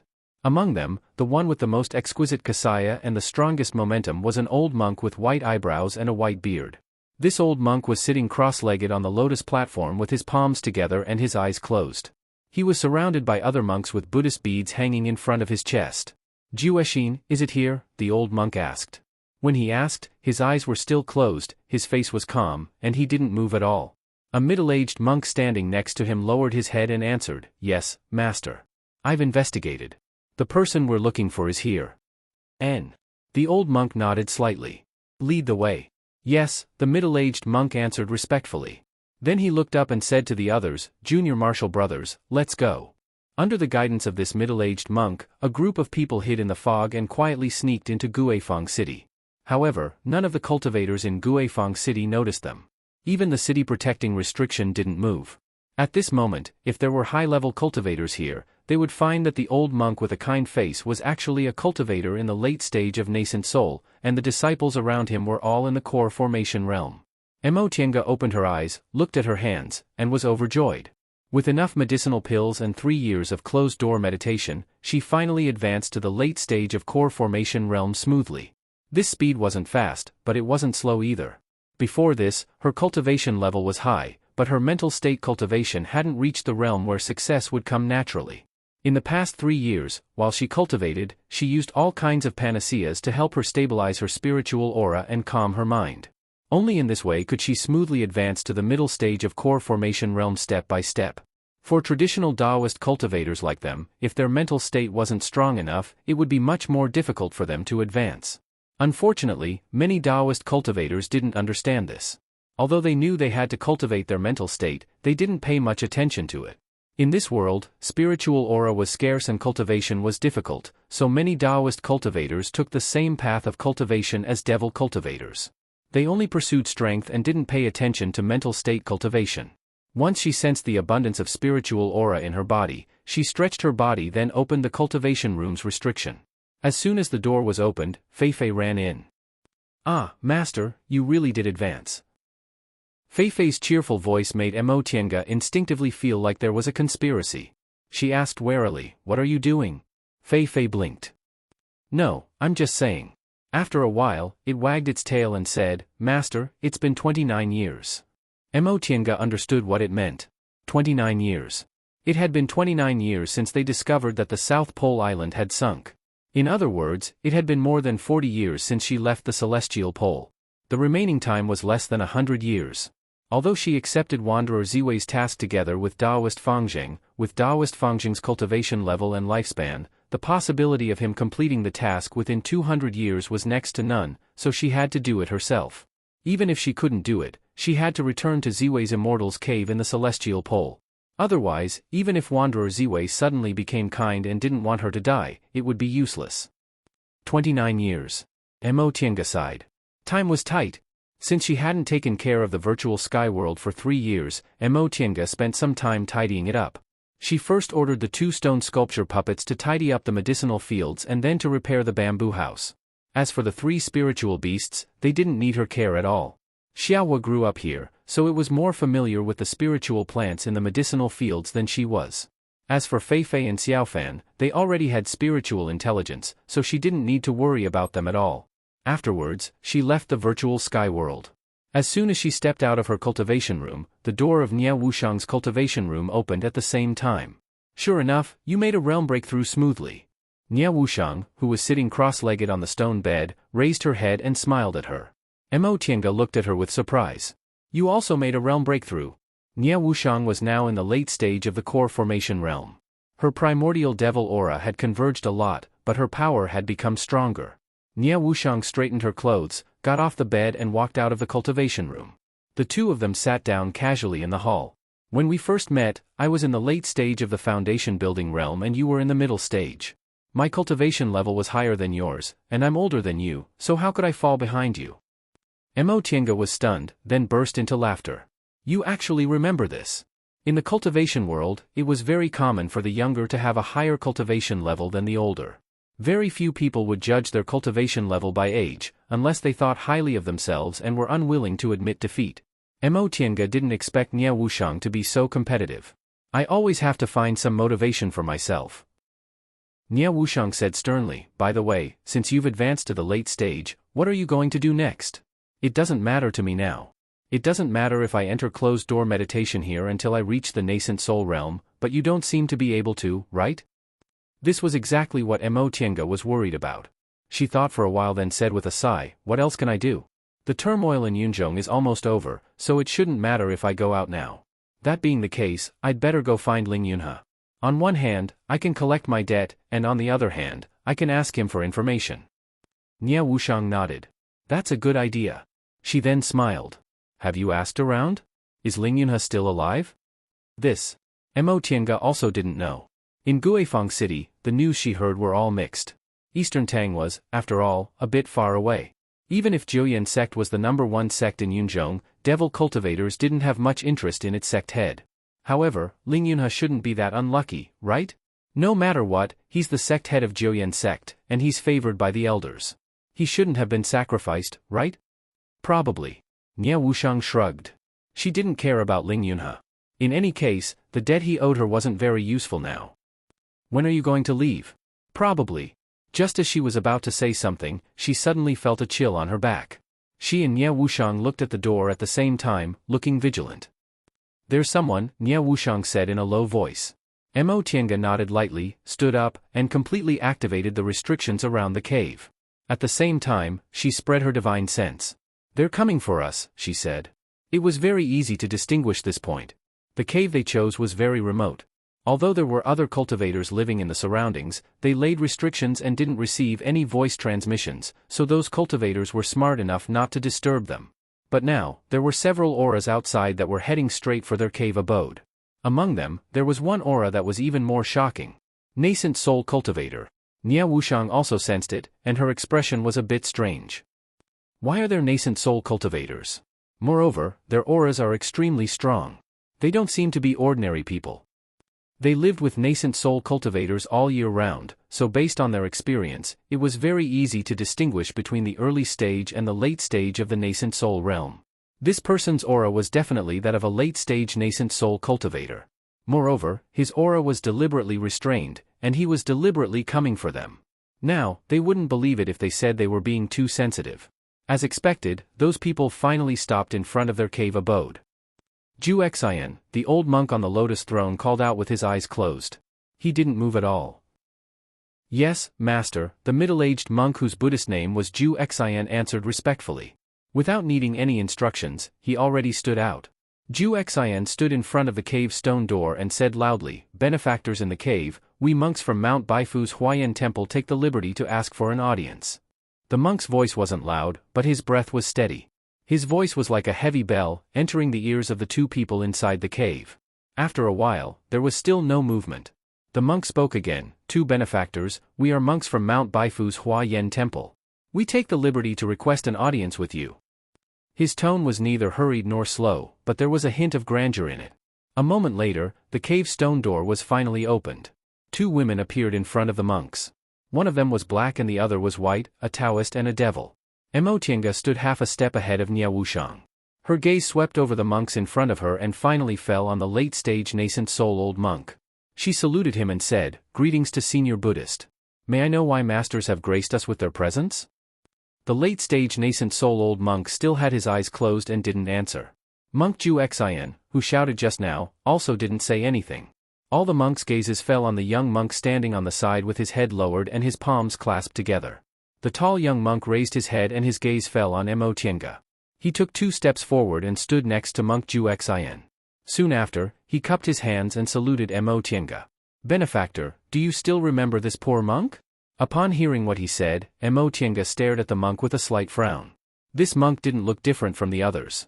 He was wearing the same monk's robe and straw shoes, had a respectful attitude, and was in the early stage of the core formation realm. Among this group of monks, he didn't stand out at all. However, when Emotienga looked at him, she felt a sense of familiarity. This feeling wasn't strong, which meant this person definitely wasn't someone she had a deep impression of. Maybe they only met once or twice, and it was a long time ago. Seeing that she didn't answer, the monk said again, 40 years ago, when I was still in the middle stage of the foundation building realm, I offended Benefactor in Sky Snow City. Benefactor, do you still remember? 40 years ago, Sky Snow City. Emotienga hadn't seen many cultivators in Yunzhong, and Buddhist cultivators were even fewer. Upon hearing what he said, her eyes suddenly widened. "So it's you." Seeing that she recognized him, the monk smiled. His attitude was still calm. "I am. It's been many years since we last met. Benefactor, how have you been?" Emotienga took a deep breath, then turned around and gave Nia Wushang a meaningful glance. Her meaning was, "These people are coming for me." She already remembered who this person was. 40 years ago, there were 2 foundation building cultivators who tried to rob her in Sky Snow City. One of them spoke rudely and was killed by her, while the other one had a good character, so she let him go. It was from them that she obtained the inescapable net. Thinking about the inescapable net, Emotienga already understood why these people were looking at her. The inescapable net in her hands must be the sacred Buddhist relic left behind by Great Master Huiyin. It wasn't an imitation, it was the real deal. She didn't answer. Instead, she shifted her gaze to the old monk Yuanho, whose eyes were still closed. The old monk had a smile on his face and a kind countenance, but he didn't say anything. "May I ask who you are, Great Masters?" The middle-aged monk, Xueqi, chanted the name of Buddha, then said, "Benefactor, we're disciples of Mount Baifu's Huayan Temple. This is this poor monk's master and also our temple's Puji the Venerable. His Dharma name is Wuming. This poor monk's Dharma name is Xueqi, and these are my junior martial brothers. This is Ju Wu." In the end, he deliberately pointed at the young monk who spoke to her before. Emotienga nodded slightly. Although the other party didn't come with good intentions, his attitude was very polite, so she couldn't be rude. She cupped her hands and said, "I'm from the outer endless sea. My surname is Qin and my given name is Wei. This is my good friend, Tian Kan. Presumably, Great Master's purpose in coming here has nothing to do with her, right?" Chapter 430. Among Venerable Avidya's disciples, Xueqi was obviously the one with the longest seniority, so he was the one who spoke for Venerable Avidya. Upon hearing Emotienga's words, Xueqi said, "So it's Benefactor Qin." "Yes, we came to look for you. From what you said, I presume you know what we're here for." Emotienga said faintly, "I didn't at first, but I guessed after seeing your junior martial brother." Xueqi put his palms together and bowed. "Since that's the case, I wonder if Benefactor Qin is willing to return the original item?" Emotienga didn't answer immediately. She first looked at Xueqi, then at Xueqi, who had his head lowered, and finally at Venerable Avidya, who had been smiling with his eyes closed. Venerable Avidya was a respectful title in Buddhism. Only nascent soul cultivators with extraordinary strength could be granted this title. Ordinary nascent soul cultivators were only called venerables. It seemed this Venerable Avidya had an extraordinary position in Huayan Temple. However, she was very curious. Since this Buddhist cultivator's Dharma name was Avidya and his eyes were closed, could he really not see? Looking at the situation in front of her, Emotienga weighed the situation and said, "Venerable Avidya, Masters, to be honest, if Master Xueqi hadn't come, I would have long forgotten about this matter. Now that I've met Master Xueqi, I know what happened that year was unusual." Seeing that Xueqi wanted to say something, she raised her hand and continued, "I'm not interested in other people's sect matters. However, I believe Master Xueqi has already explained what happened that year to the other masters. Since that's the case, shouldn't you give us an explanation for the items you're asking for?" Her words were neither servile nor overbearing. She didn't become submissive because of Venerable Avidya's power, nor did she admit that they were unlucky because they had more people. For a moment, the monks were speechless. Xueqi probably also felt it was inconvenient to answer, so he turned to look at his master behind him. Venerable Avidya still had his eyes closed and a smile on his face. This made Xueqi a bit uncertain. He turned back and said hesitantly, "Benefactor Qin, this matter, Xueqi." Venerable Avidya, who had been silent, suddenly said, "Let Master say it." Xueqi hastily turned around and bowed respectfully. "Yes, Master." He then stood to the side. "Benefactor Qin." Revered Wu Ming's eyes remained closed the entire time. His voice was neither fast nor slow. "What happened in the past was related to the internal affairs of my temple, so it was inconvenient for me to explain it to you. I ask that you forgive me." This revered Wu Ming was a late-stage nascent soul cultivator, but he was actually so polite to a mere core formation cultivator. Emotienga was very surprised. Although she did not know much about Buddhism, she had been in Yunzhong for a long time. She knew that the rules of Buddhism were very different from those of Tao's sects. Buddhist cultivators were very strict. Although the one with the highest cultivation level was still respected, they all judged right and wrong based on reason. It was also because of this that she had the guts to say these words in front of these people. However, she did not expect a late nascent soul cultivator like Reverend Avidya to treat others with such politeness. This made her a little embarrassed. "Senior." Emotienga cupped her fists and said, "Junior has no intention of prying into the affairs of your esteemed temple. It's just that you've come to my immortal's cave with such a great commotion, and you even want to ask for magic weapons, so you must give me an explanation." This old monk understands Benefactor's intention. Revered Avidya had a smile on his face and a calm expression on his face. "Normally, it was my Huayan Temple's disciples who offended Benefactor first, so Benefactor is not at fault. However, Benefactor killed one of my temple's disciples and took away my temple's magic weapon, so this matter can be considered even. What do you think?" Upon hearing what he said, Emotienga wrinkled her brows slightly. Just a moment ago, she thought this revered Avidya's attitude was amiable and didn't have the slightest domineering characteristic of late nascent soul cultivators. However, his words were rather thought-provoking. What happened that day was originally because two Huayan Temple's disciples schemed against her first. Even if she killed both of them, it wouldn't be considered a mistake. However, she didn't kill them all. Not only did she leave a way out for Ju Wu, but she also didn't seize his Qinkuan bag. She only took away the magic weapon that schemed against her. She was already being merciful. That being the case, since this group of people came to ask for the magic weapon, they should apologize to her. However, this old monk said they offended her, so she also killed them and took their treasures, so they were even. This was a bit confusing, right and wrong. Emotienga thought in her heart that a late nascent soul cultivator was a late nascent soul cultivator after all. No matter how amiable he was, he still wasn't willing to lose face in front of his juniors. However, this actually aroused her temper, and she couldn't help but want to argue with this revered Avidya. With that thought in mind, Emotienga revealed a smile and said, "What Senior said makes sense. Seeing that she agreed, revered Avidya continued to say, since Benefactor doesn't have any objections, could you return our temple's magic weapon? Heh. Emotienga chuckled.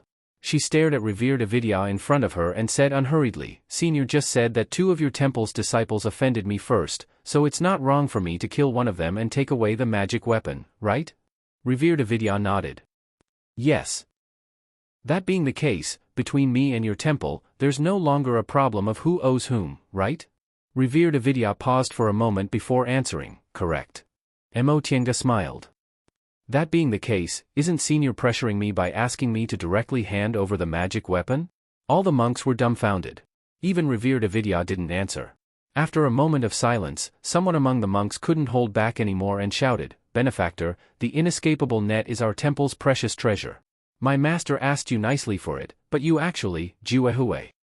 Xueqi shouted, Master's here. You can't be rude. The monk glared at Emotienga reluctantly, then lowered his head to accept the instruction. Yes, eldest martial brother. After a while, revered Avidya finally spoke. Benefactor, this old monk might as well speak frankly.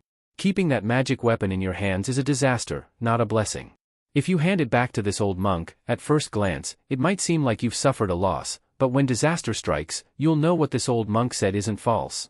Emotienga remained unmoved. But if I hand this thing over to Senior, it'll definitely be of great benefit to Senior. Nevertheless, revered Avidya said, Benefactor, if someone else came here, they definitely wouldn't be so polite. Emotienga raised her eyebrows, but in the next second, she smiled. A late nascent realm cultivator was a late nascent realm cultivator after all. Although he spoke politely, he didn't want to suffer a loss at all. The meaning of his words was clear, with my status and cultivation level, how could I be polite to you? Yet you still don't know what's good for you? She naturally knew she had to hand over the inescapable net in front of a late nascent realm cultivator. However, she wasn't willing to keep it safe for someone else for 40 years, so she had to get something back, right? She sighed. In any case, Senior is a late nascent realm expert. Do you really want to be calculative with a small cultivator like me? Upon hearing this, revered Avidya paused for a moment, then suddenly smiled. From the moment he appeared until just now, his expression had been benevolent and his words had been gentle, maintaining the demeanor of a senior eminent monk. It wasn't until now that he finally showed a little bit of humanity. With his eyes still closed, he said with a smile, It's my fault as a senior. Little fellow Taoist, what benefit do you want? Just tell me directly. From benefactor to little fellow Taoist, the way this revered Avidya addressed her was undoubtedly one step closer. Emotienga knew her behavior didn't annoy him. In fact, he even had a little favorable impression of her, which made her feel relieved. Even though she was bold, wanting to ask for benefits from a late nascent realm cultivator she didn't know, she was still worried. After pondering for a moment, she took out something from her Qianquan bag and spread it on her palm. Senior, Junior isn't someone who doesn't know what's good for her. Since this thing belongs to your honorable temple, I'll return it to you. As soon as she took out the inescapable net, everyone's gazes immediately focused on her hand. Xueqi cried out involuntarily, It's the inescapable net. It's really the inescapable net. Ju Wu, who was standing on the side, chanted Buddha's name and muttered excitedly to himself, Master, the sacred object is finally back. Disciple didn't become a sinner of Huayan Temple. Emotienga took another look at him. When Ju Wu said that, his gaze was directed at the sky as if he was talking to someone who had already passed away. Could it be that revered Avidya wasn't his master? This wasn't impossible. 40 years ago, Ju Wu was only a foundation-building cultivator, but he had a Buddhist sacred object in his possession. This was already unusual. If he really was revered Avidya's disciple, how could he and his junior martial brother have been driven out and reduced to the point of robbing passers-by? Presumably, this matter involved Huayan Temple's secrets. Seeing Emotienga taking out the treasure so straightforwardly, the smile on revered Avidya's face became even brighter. Buddhist light flashed on his right hand, and the inescapable net in Emotienga's hand flew up. In a flash, it was already in his hand. Revered Avidya spread the object and carefully felt it with both hands. It seemed like his eyes really couldn't see. After a while, he raised his head and said with a smile while holding the inescapable net, Since little fellow Taoist is so straightforward, this old monk can't be too stingy. Whatever you want, don't hesitate to say it. What he said made Emotienga feel relieved. Although this revered Avidya was somewhat astute, in the end, he was much more generous than those late nascent soul cultivators who used their power to oppress others. He didn't go back on what he just promised. She cupped her hands and said, Junior wants to exchange some information from Senior. Oh? Revered Avidya's smile was quite meaningful. Although his eyes were closed, Mo Tiange felt a sharp gaze on her. Little fellow Taoist, you said before that you wouldn't pry into my temple's internal affairs, right? Of course. Mo Tiange's gaze fell on the inescapable net in his hand. She said calmly, what Junior wants to know doesn't have much to do with your temple. Revered Avidya was quite satisfied with her answer. He nodded and said, that being the case, just say it. She thought for a while then said slowly, Junior once heard about the legend of the 5 saints in Yunzhong. Rumor has it that when the 5 saints passed away, they left behind 5 magic weapons, all of which were called holy objects. 2 of them were the heavenly devil pagoda and the inescapable net. May I know what the other 3 are? Revered Avidya paused for a while then said, this question indeed has nothing to do with my temple's internal affairs, so I can answer you. The other 3 holy objects of the 5 saints are Saint Guazian's soul-restricting bead, Master Zhou's nameless book, and Fuyazi's Fuxing sword. Mo Tiange took a deep breath then asked, rumor has it that these 5 holy objects can open the mysterious space in the sea of returning ruins. Is that true? Upon hearing this question, Revered Avidya smiled slightly. I can't answer this question accurately. I can only tell you that the 5 holy objects have other uses and are also related to the Sea of Returning Ruins. But whether they're used to open the mysterious space or for other uses, I don't know. After a pause, Revered Avidya asked again, little fellow Taoist, do you have any other questions?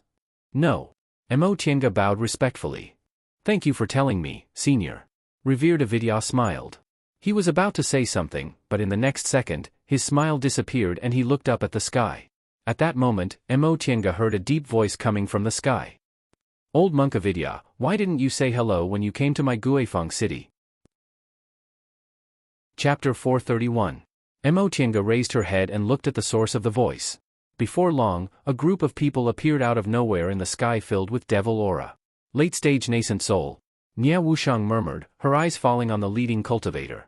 If they weren't sure this person was in the late stage of nascent soul, they would never think he was Guifeng City Lord, one of the 3 great devil monarchs of Yunzhong demonic path. This Guifeng demonic monarch looked like he was in his 30s or 40s.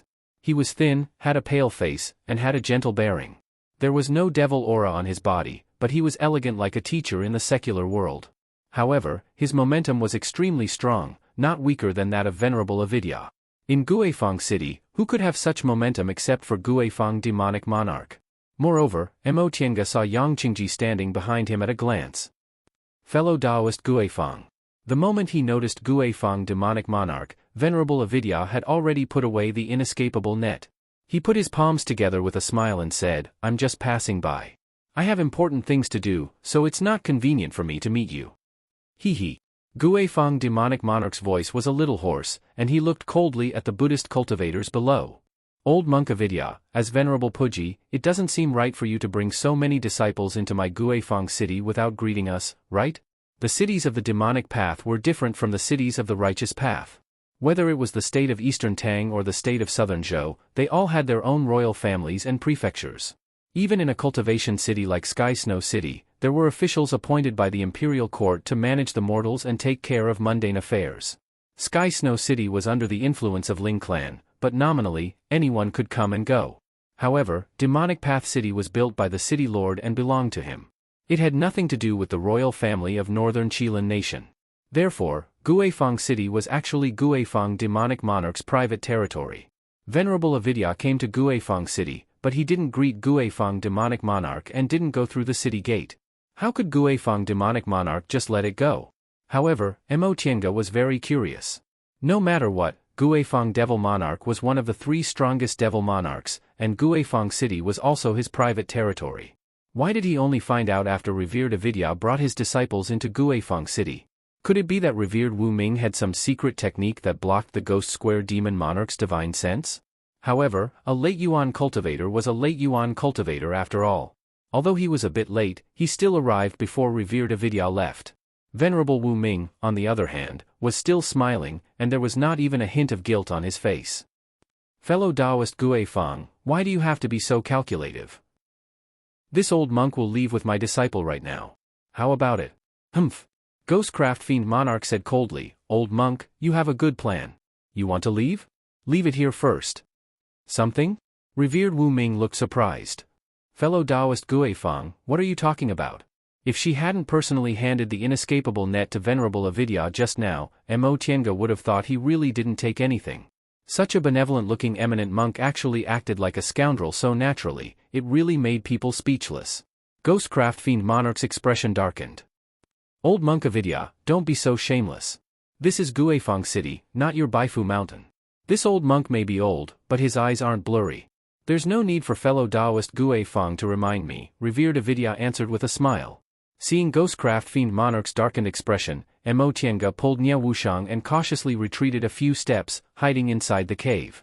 Fortunately, she already handed over the inescapable net. For Ghostcraft Fiend Monarch, they were basically insignificant characters, he didn't even spare them a glance. It seems they'll most likely fight, Nia Wushang said softly as she looked outside with a bit of worry. Mo Tiange carefully closed the cave stone door then quickly laid a bunch of restrictions around the cave. Will it work? Nia Wushang expressed her doubts upon seeing her actions. Late-stage nascent soul cultivators, if they fight, they can raise the whole mountaintop to the ground. They won't fight here, Mo Tiange said with certainty. I'm just taking precautions. Oh, right. Nia Wushang nodded. This was Guifeng City. How could Ghostcraft Fiend Monarch fight casually in his own territory?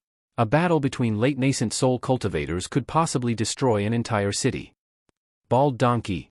Ghostcraft Fiend Monarch's gloomy voice rang out. It seems you won't obediently hand over the thing if we don't fight. Revered Avidya's voice was still as calm as ever. Fellow Taoist Guifeng, this thing is our Buddhist sacred object. What's the use of it for you? If you give me face today, my Huayan temple will owe you a favor in the future. Isn't that good? Humph. Ghostcraft Fiend Monarch said coldly, you make it sound nice. The Heavenly Demon Tower is our Devil Path sacred object, but didn't you Buddhist cultivators still come to snatch it? Judging from his tone, Ghostcraft Fiend Monarch was extremely resentful.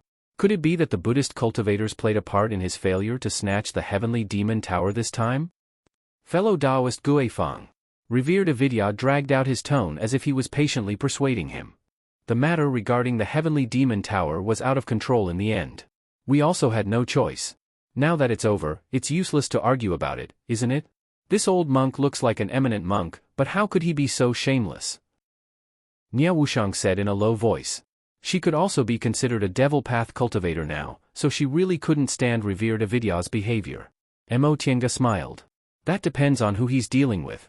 He doesn't mind showing the demeanor of a senior expert to insignificant cultivators like us, but when he's dealing with cultivators in the same realm as him, if he takes a step back, he'll be giving away his own benefits.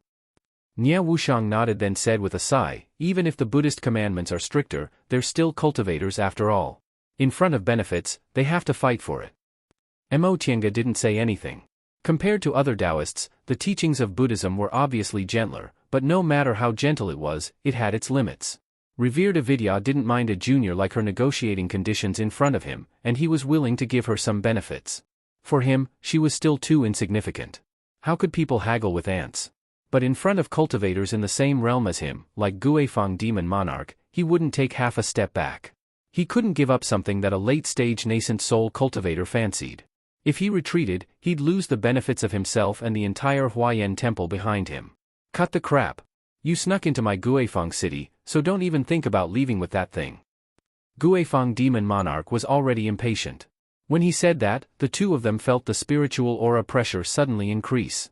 Fortunately, Mo Tiange had laid a restriction before, so the spiritual aura pressure weakened a lot.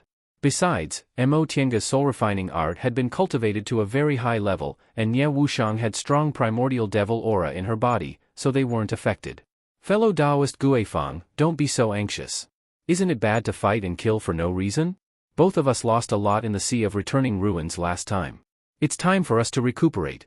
Why should we waste our energy? You make it sound so nice. Guifeng Demonic Monarch said angrily, you have obtained the sacred item of Buddhism, so you are naturally satisfied.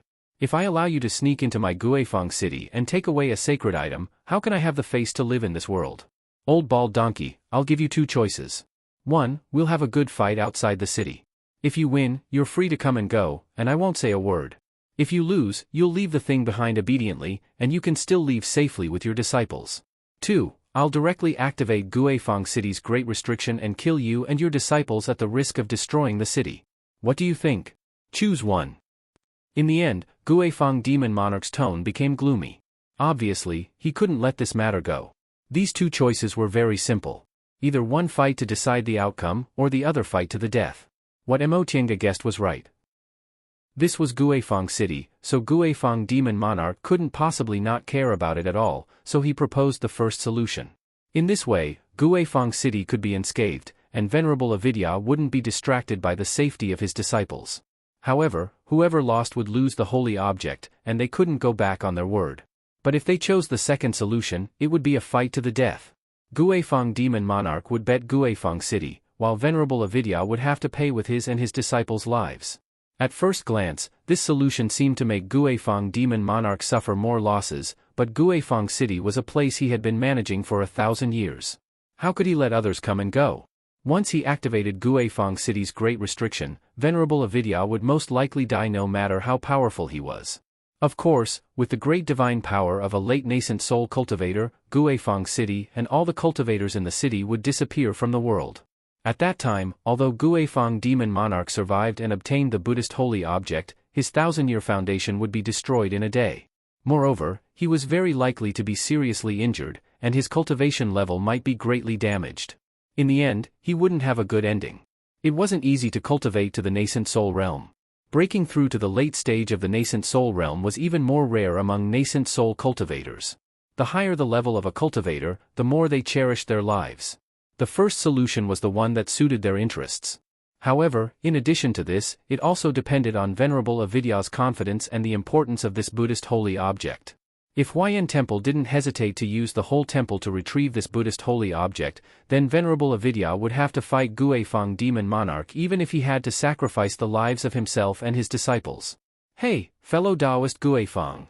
Venerable Avidya's voice sounded very helpless. "Do you have to leave no way out? No need to talk nonsense, just choose." After that, there was no more conversation. Emotienga and Nie Wushang felt the spiritual aura pressure getting stronger and stronger. In the end, it was so strong that the two of them felt uncomfortable. From time to time, the sound of other disciples coughing up blood because they couldn't bear the spiritual aura pressure came from outside. Since fellow Taoist Guifang is determined, this old monk won't say much. "Please go ahead." This time, Venerable Avidya's voice became solemn and deep. Both Emotienga and Nie Wushang's hearts skipped a beat. Could it be that Venerable Avidya chose the second solution? If that was the case, hiding in this immortal's cave would mean certain death. Before they could communicate, they heard Guifang Demon Monarch's voice. "Old monk, it seems you have some sense of responsibility. Let's go." Right after he finished speaking, one of the auras instantly went far away. The two of them heaved sighs of relief. It seemed Venerable Avidya chose the first solution. The crisis in front of them finally had nothing to do with them. Soon after, the auras at the entrance left one by one. Finally, there was no one left. Emotienga and Nie Wushang looked at each other. Both of them heaved long sighs of relief. This was really an unexpected disaster. Chapter 432. Guifang Demon Monarch, Venerable Wu Ming, and the others all left, but Emotienga and Nie Wushang were still worried about this matter. Although a late nascent soul cultivator like Guifang Demon Monarch wouldn't take them seriously, other people in Guifang City might not. It would be fine if Guifang Demon Monarch won in this trip, but if he lost, his disciples and subordinates would probably come to trouble them. The two of them didn't return to the cultivation room for a while but sat in the hall of the cave in silence. After a while, both of them were shocked and looked out of the cave. They both felt the amazing fluctuations coming from outside Guifang City. Obviously, the two late nascent soul cultivators had started to fight. The power of late nascent soul cultivators can't stop Guifang City even if there are restrictions to protect the city. Nie Wushang sighed. Even they were affected, so it could be seen how strong the spiritual pressure was when the two of them fought. Nie Wushang was right. Guifang City was in a panic because of the spiritual pressure from the two late nascent soul cultivators. Countless low-level cultivators and mortals vomited blood. Unable to control themselves, they had to hide in the formation arranged by the city lord's mansion. The high-level cultivators stopped their closed-door meditation without exception, walked out of their caves, and looked outside the city anxiously. This turmoil lasted for 3 days. 3 days later, the fluctuations outside the city finally stopped. Guifang Demon Monarch lost. Nie Wushang opened her eyes and said. Emotienga knew she had a treasure with her, so she was very sensitive to devil aura. Since she said so, it was most likely true. Should we leave here? Nia Wushang hesitated. It's better to find another quiet cave for closed-door meditation, but my situation is different from yours. I just advanced to the late nascent soul realm, so my devil aura is not very stable, Mo Tiange frowned. I'm fine. After I advanced, I spent some time to stabilize my realm. She pondered for a moment. In fact, we don't have to be so anxious. This matter doesn't have much to do with us. Even if someone comes to trouble us, they won't go too far. Nia Wushang answered absent-mindedly. Logically speaking, although she was already in the late stage of the core formation realm, she was of no value to Guifeng Demon Lord, a cultivator in the late stage of the nascent soul realm. And with the way Guifeng Demon Lord governed Guifeng City, he should not vent his anger on her. His disciples and subordinates should not go too far either. If that was the case, she didn't mind enduring it for a while. Mo Tiange stared at her. She hesitated for a moment, but in the end, she didn't say anything. This matter originally had nothing to do with Nia Wushang. If the two of them didn't live together, it wouldn't have implicated her. However, they had reunited in a different place and had been companions for so many years, so they already regarded each other as friends. If she apologized, it would be too formal. By the way, how did you get a Buddhist holy item? Why haven't you mentioned it all these years? Nia Wushang asked in bewilderment. Regarding this matter, Mo Tiange could only smile bitterly. If they didn't come looking for me, I really wouldn't have known that this thing was actually a Buddhist sacred object. If I knew, I definitely would have concealed my identity and hid. How could I have let them track me all the way here? Soon after, she briefly told Nia Wushang what happened 40 years ago. After figuring out the cause and effect, she wasn't surprised that the Buddhist cultivators tracked them here. That year, after she seized the inescapable net, she lived in Sky Snow City for a while, then went to Carefree Valley, Starfall City, and finally settled in Guifeng City. All these years, although her whereabouts were uncertain, she never disguised herself or changed her name. She also didn't deliberately hide in public places. Since Huayan Temple was a big cultivation group, it had its own way to find her. After listening to her, Nia Wushang said, I see. It seems that Jiewu isn't ordinary. How could an ordinary disciple casually go out with a sacred object? Moreover, he was driven out back then, but now he's following revered Wu Ming. Not only has he advanced to the core formation realm, but he's also very dignified. I'm afraid what happened back then was related to the internal strife of Huayan Temple. Mo Tiange was a disciple of a big cultivation group, so she knew more about this kind of internal strife than Nia Wushang. She could almost deduce what Jiewu experienced back then. Since she had nothing to do, she could inquire about what happened to Huayan Temple in the past. After they finished talking about this matter, the two of them didn't say anything, but neither of them had the intention to return to the cultivation room. The 5 saints and the legend of the 5 saints were originally just rumors to them. But now, such an incident happened right before their eyes, and they were almost involved in it. Mo Tiange, in particular, had a lot on her mind. She originally thought the inescapable net was an imitation, but it turned out to be the real thing. Then what about the Fuxing sword? She asked revered Wu Ming what the 5 sacred objects were because she had a strong premonition. Revered Wu Ming's answer was both within her expectations and beyond her expectations. It was within her expectations because she had a premonition that the Fuxing sword might also be one, and it turned out it really was. It was beyond her expectations because she originally thought the legend of the 5 saints was very far away from her, but it turned out she actually had 2 sacred objects. Then she immediately remembered that many people knew she had the Fuxing sword in her hands. When she exchanged for the Fuxing sword from Devil Monarch Xueqi, there were 7 cultivators in total. Those cultivators were scattered all over Yunzhong, and many of them were disciples of big cultivation groups. Not good. Mo Tiange suddenly thought of something and stood up abruptly, drenched in cold sweat. What's wrong? Nia Wushang looked at her in confusion. Yang Qingji, Mo Tiange muttered. Yang Qingji knows. Nia Wushang frowned, not understanding what she meant. You mean Yang Qingji knows us? What's the big deal? We don't have any grudges against him, right? No. Mo Tiange shook her head with a pale face. Mo Tiange shook her head with a pale face. Do you remember what the 5 holy artifacts revered Avidya mentioned just now? Of course I remember. In addition to the Heavenly Devil Tower and the inescapable net, there's also the soul-restricting bead, Wu Ming Lu, and the Fuxing sword. Do you think the soul-restricting bead is the one in Ling Yunhe's hands? She thought for a moment then shook her head. It shouldn't be, right? If the soul-restricting bead is a sacred object, how could it be taken away from the cultivation group by a core formation cultivator? I don't care whether Ling Yunhe's soul-restricting bead is the one or not. Mo Tiange sat down again and held her forehead. What I want to tell you is that the Fuxing sword is in my hands. Clang! The teacup Nia Wushang just picked up fell on the table. She suddenly looked up at Mo Tiange, narrowed her eyes, and said in disbelief, "What did you say?" "I said, one of the 5 sacred objects, the Fuxing sword, is in my hands." Mo Tiange slowly repeated, "And Yang Qingji knows about this." Nia Wushang didn't need to say anything else. In an instant, her complexion turned deathly pale. "In that case, Before she could finish, she suddenly grabbed Mo Tiange's sleeve. "Then what are we waiting for? Let's go before they come." "Go?" Mo Tiange smiled bitterly. Guifang City is the real inescapable net with a late-stage nascent soul cultivator guarding it. Where should we go? There was still only one answer: enter the virtual sky world. But in that case, she would have to face the problem of how to explain to Nia Wushang. Upon hearing that, Nia Wushang let go of her hand dejectedly. "Right. If they've already noticed us, then wait." She looked up and asked, when revered Wu Ming answered this question, "Yang Qingji wasn't there, right?"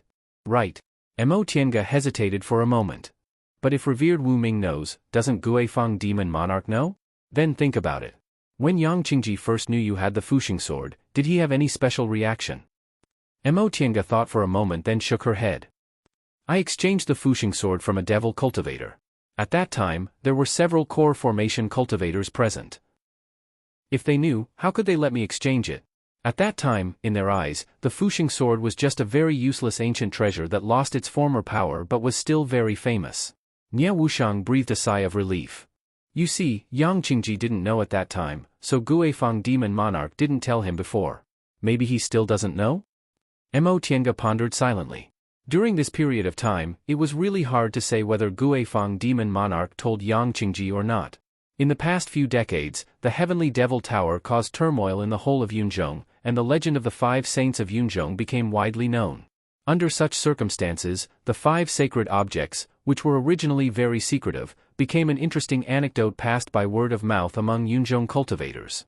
It wasn't impossible for those late nascent soul cultivators who knew the secret to tell their juniors about it. No, if Yang Qingji knew the Fuxing sword was one of the 5 sacred objects and she was in Guifang City, how could he have waited until now and not come to ask for it? That meant Yang Qingji most likely didn't know about this. Thinking up to this point, Mo Tiange felt a little relieved. Up until now, no one had come to trouble her. At the very least, it showed that the several cultivators who knew she had the Fuxing sword didn't know it was one of the 5 sacred objects. However, this incident reminded her of something. Those people didn't know now, but what about in the future? Among those 7 people, there were many disciples from big cultivation groups, and among them were people like Han Xueqi, who was both scheming and had a high status. It was very likely they would participate in the secret affairs of their cultivation groups. At that time, if they knew she had the Fuxing sword, they definitely wouldn't be polite and would go to her door to snatch it. In that case, I should be safe for the time being. But now, I have to disguise myself and hide my identity. Seeing that Mo Tiange understood, Nia Wushang also relaxed and said with a smile, "You still want to hide your identity? Even your name is fake." Mo Tiange also smiled. She really didn't use her real name much outside. When she was young, she changed her name to Yishao Tian because of her father's clan. After she came to Yunzhong, the name Qinwei came from her Taoist name. Although she wasn't the same as before, she never lost the sense of crisis she had when she was young. In fact, you don't have to worry too much. I know a little about disguise, so I can teach you. After this matter is over, you should leave Guifang City as soon as possible, disguise yourself and hide in the secular world. Presumably, they won't be able to find you no matter how strong they are. Based on the current situation, this was already a relatively good method. Mo Tiange thought about it and sighed. Inescapable net is fine. I got it by accident, and it was the original owner who came to ask for it, so I'll just hand it over. However, I got this Fuxing sword fair and square, so I'm really not willing to let them have it so easily. Otherwise, as long as I handed the thing over, I wouldn't have anything to do with it. Nia Wushang curled her lips. What are you talking about? You're good at everything, but you're too unambitious. If there's something good, it'll be a waste not to take it, and it'll be a waste not to snatch it. Whoever is stronger and luckier will get it. Unless it's absolutely necessary, why should I give it to them? Mo Tiange smiled bitterly. Although she had left Master Song Feng, Nia Wushang's way of thinking was deeply influenced by Master Song Feng, who was much more overbearing than her. In fact, she didn't want to give it to them, but she was more afraid of trouble. In any case, as long as the Fuxing sword was in her hands, danger would always follow her. After a few days, if Guifang demon monarch didn't come to trouble her, she could leave Guifang city. In addition, she also had to find a chance to go to Nanzhou and see Venerable Avidya. When she handed the inescapable net to Venerable Avidya, she still had a question she wanted to ask, but it wasn't convenient for her to say it out loud, so she just transmitted her voice to him, saying she would ask him in private. Later, Guifang demon monarch just happened to arrive, so Venerable Avidya didn't answer. However, since she handed over the inescapable net so straightforwardly and didn't make any excessive requests, Venerable Avidya presumably wouldn't refuse. Just as she thought about this, Nie Wuxiang suddenly raised her eyebrows and said, "Someone's coming." Chapter 433. The aura was getting closer and closer. The newcomer didn't seem to have any intention of hiding his tracks and just walked slowly towards their cave. He was in the middle stage of the core formation realm, and he was alone. Yang Qingji. Mo Tiange and Nie Wuxiang looked at each other and guessed at the same time. The answer was soon revealed. Yang Qingji's voice came from outside. "Fellow Taoists, old friends meet again. You don't mind meeting me, right?" Yang Qingji's real voice was clear and a little sharp, but his attitude was always so arrogant. His voice, which was supposed to be pleasant to listen to, always had a hint of impatience in it, which made people unhappy. Nie Wuxiang asked with her eyes. Mo Tiange pondered for a while then nodded. Yang Qingji coming alone was already very clear, he shouldn't be looking for trouble. Although they didn't have any friendship with Yang Qingji, they didn't have any grudges either. After Mo Tiange removed the restriction, Nie Wuxiang opened the cave. Yang Qingji was standing outside, dressed in black, without a mask, and without any magic weapon in his hands. Seeing the two of them, he first nodded to Mo Tiange. "Fellow Taoist Qin." Mo Tiange smiled. He was so casual, so she didn't salute him. "Fellow Taoist Yang, long time no see." Then Yang Qingji's gaze fell on Nie Wuxiang. His eyes were cold. After staring for a while, he said, "You must be fellow Taoist Tiancan, right? I didn't know fellow Taoist Tiancan was a woman disguised as a man." Nie Wuxiang wasn't wearing a mask or a disguise, so her gender was obvious at first glance. She also didn't want to hide it anymore. That day in Carefree Valley, she just happened to disguise herself to avoid being tracked by Tianyan sect. It wasn't intentional. "Fellow Taoist Yang has a good eye," Nie Wuxiang said faintly, not intending to oppose him. In Carefree Valley, she only mocked Yang Qingji because she disliked his behavior. She really didn't need to remember such a trivial matter until now. Unfortunately, Yang Qingji obviously didn't think so. He raised the corner of his mouth, looking like he was smiling, but his eyes were gloomy and his voice was full of sarcasm. "I really can't tell. Fellow Taoist Tiancan not only has a fake appearance, but also a fake gender and cultivation level. You're obviously a devil cultivator, but your disguise is so flawless. I just don't know if his name and identity are also fake." Upon hearing such provocative words, Nie Wuxiang just indifferently glanced at him and said, "Whether it's true or false, what does it have to do with fellow Taoist Yang? If fellow Taoist Yang is so free, why don't you think about how to take back the sacred object?" Yang Qingji was fuming with anger at her attitude. She was clearly mocking him for not doing his job properly. It was childish and ridiculous. Mo Tiange sighed inwardly. She hadn't seen him for several decades, but why was this fellow Taoist Yang still so angry? Aside from mocking her a few times, Nie Wuxiang hadn't really offended him. "Fellow Taoist Yang." She promptly interrupted, "It's been many years since we last met. I wonder if fellow Taoist has any important matters to discuss with me this time?" Hearing her voice, Yang Qingji became a little more rational, and he said lightly, "You two have been in Guifang City for many years, but I didn't know. Today, I specially came to pay a visit. Fellow Taoist Qin, you don't have any objections, right?" Mo Tiange paused for a moment then said, "Of course I don't have any objections." He thought to himself, why are Yang Qingji's words so unpleasant? If you want to visit, then visit. Would it kill you to say some polite words? "Fellow Taoist Yang, please come in. This immortal's cave is simple and crude, so I'm sorry for not being a good host. Please don't take offense." Hearing what Mo Tiange said, Yang Qingji swaggered into the immortal's cave and sat down. He still didn't say any polite words.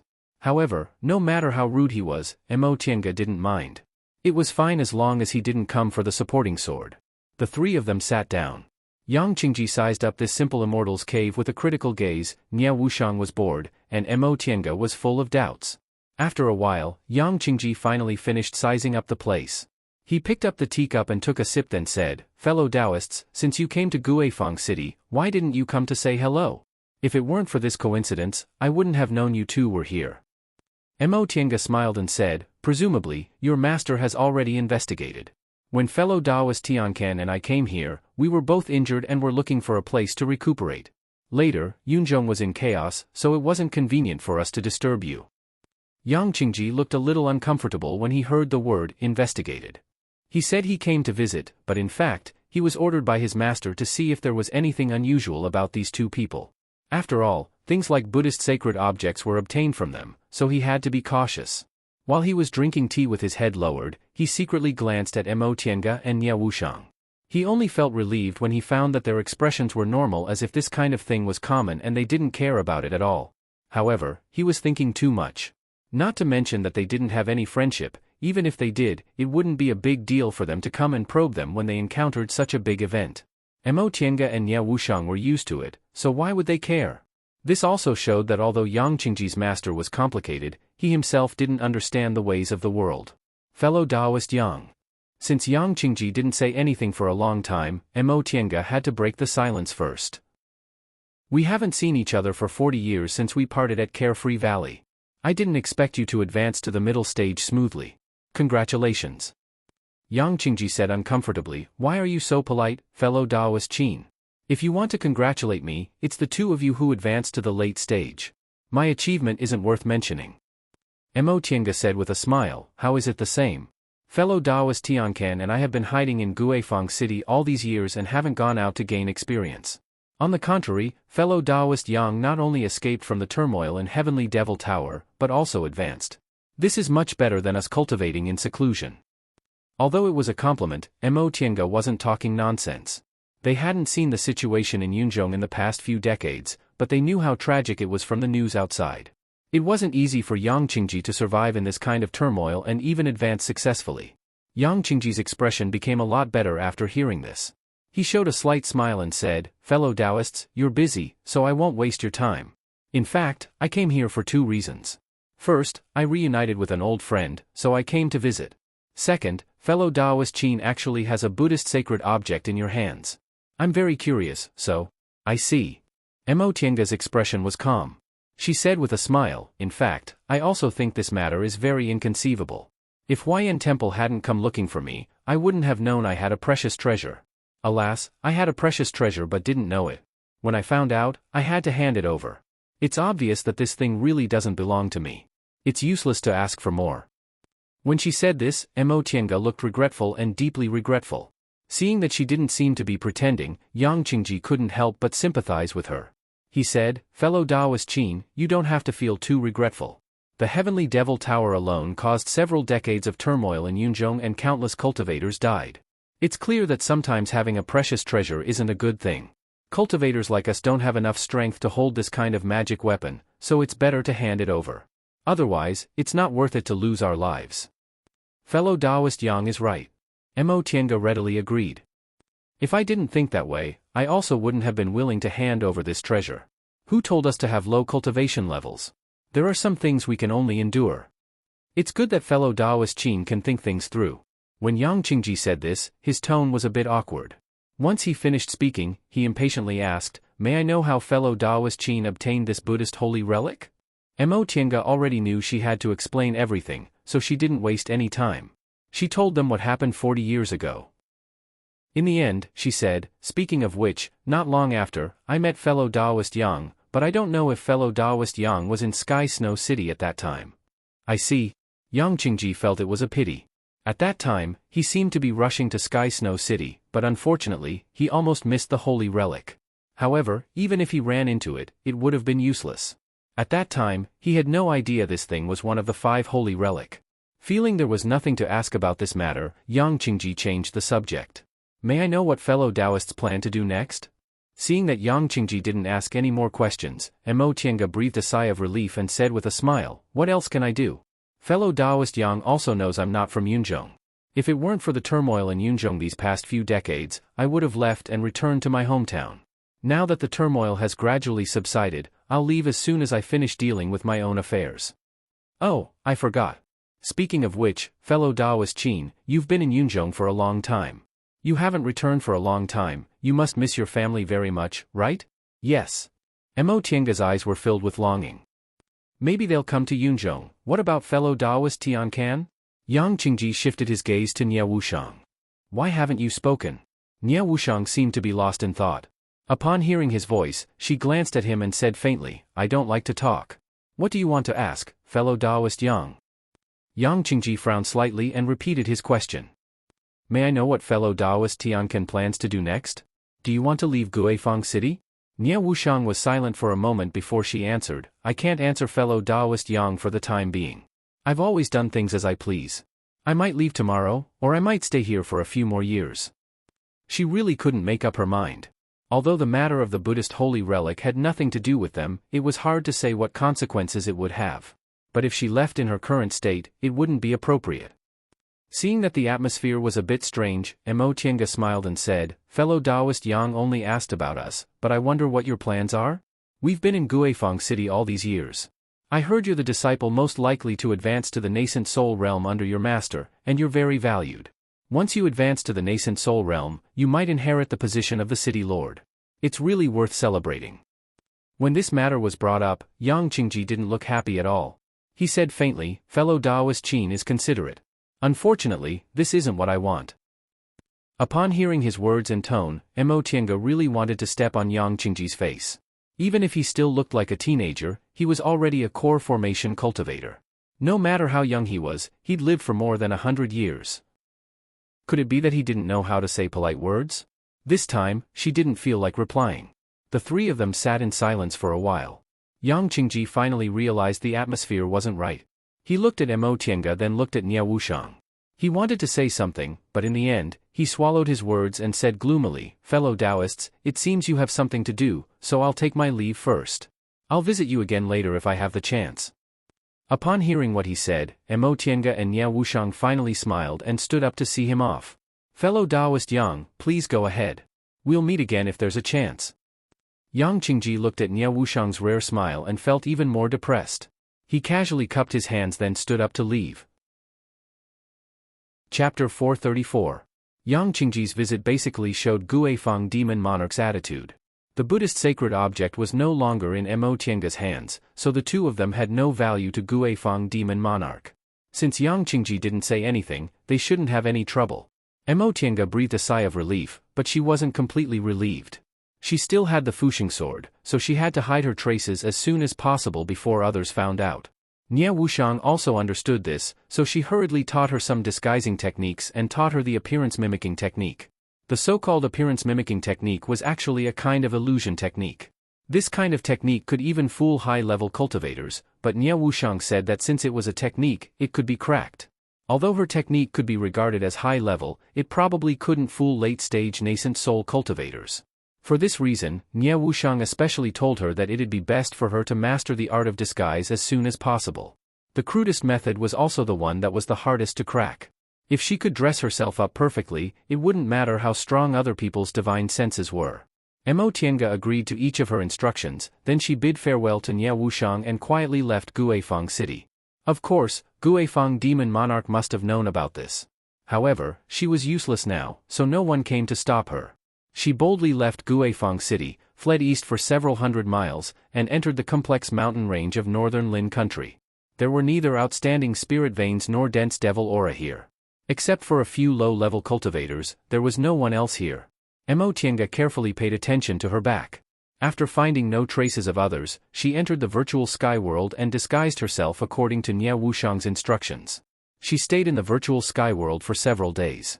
Even if someone really followed her, they should have left, so Mo Tiange left the virtual sky world. At this time, she already looked like a young scholar. Although Nie Wushang said her appearance-mimicking technique couldn't fool late-stage nascent soul cultivators, Mo Tiange still used it. First, she was a bit shorter than Nie Wushang, which made it easy for her to arouse suspicion if she disguised as a man, but it was basically useless if she disguised as a woman. Second, she had the spirit-concealing pendant, which, when used with the appearance-mimicking technique, might be able to fool high-level cultivators. Besides, late-stage nascent soul cultivators were as rare as phoenix feathers and unicorn horns. There were only 4 or 5 in the celestial pole. Even if there were more in Yunzhong than in the Celestial Pole, there were at most 10 or so. How could they be encountered so easily? As long as she did not reveal the matter of the Fuxing sword, no one would see her even if she wanted to. After transforming, Mo Tiange swaggered out of the northern Qilin country's mountain range and entered the market. She didn't hide her cultivation level. Although core formation cultivators were high-level cultivators in Yunzhong, they weren't rare. This way, she could avoid being disturbed by low-level cultivators. Once she returned to Eastern Tang, she randomly chose a cultivation town near the sea and inquired about the South Pole Island. Sure enough, very few people knew about the South Pole Island. After asking many people, a cultivator who had just returned from the North Pole Island told her that the South Pole Island had already sunk. This news was the same as several years ago. It seemed that the miracle didn't happen. The South Pole Island really disappeared.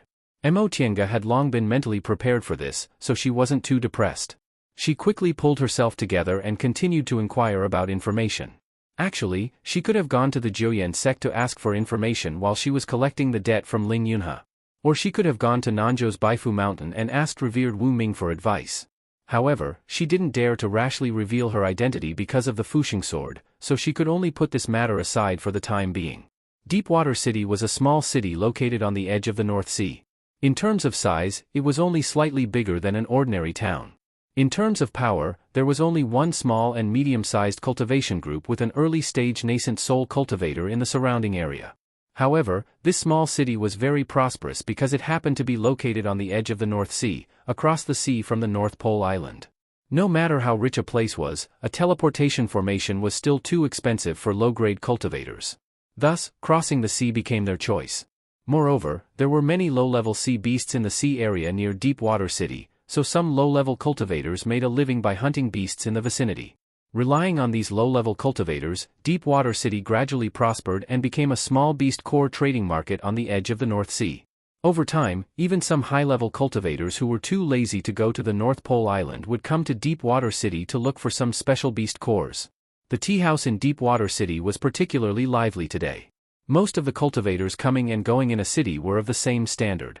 For a small city like Deepwater City, there wouldn't be many cultivators above the core formation realm coming and going like some big cities.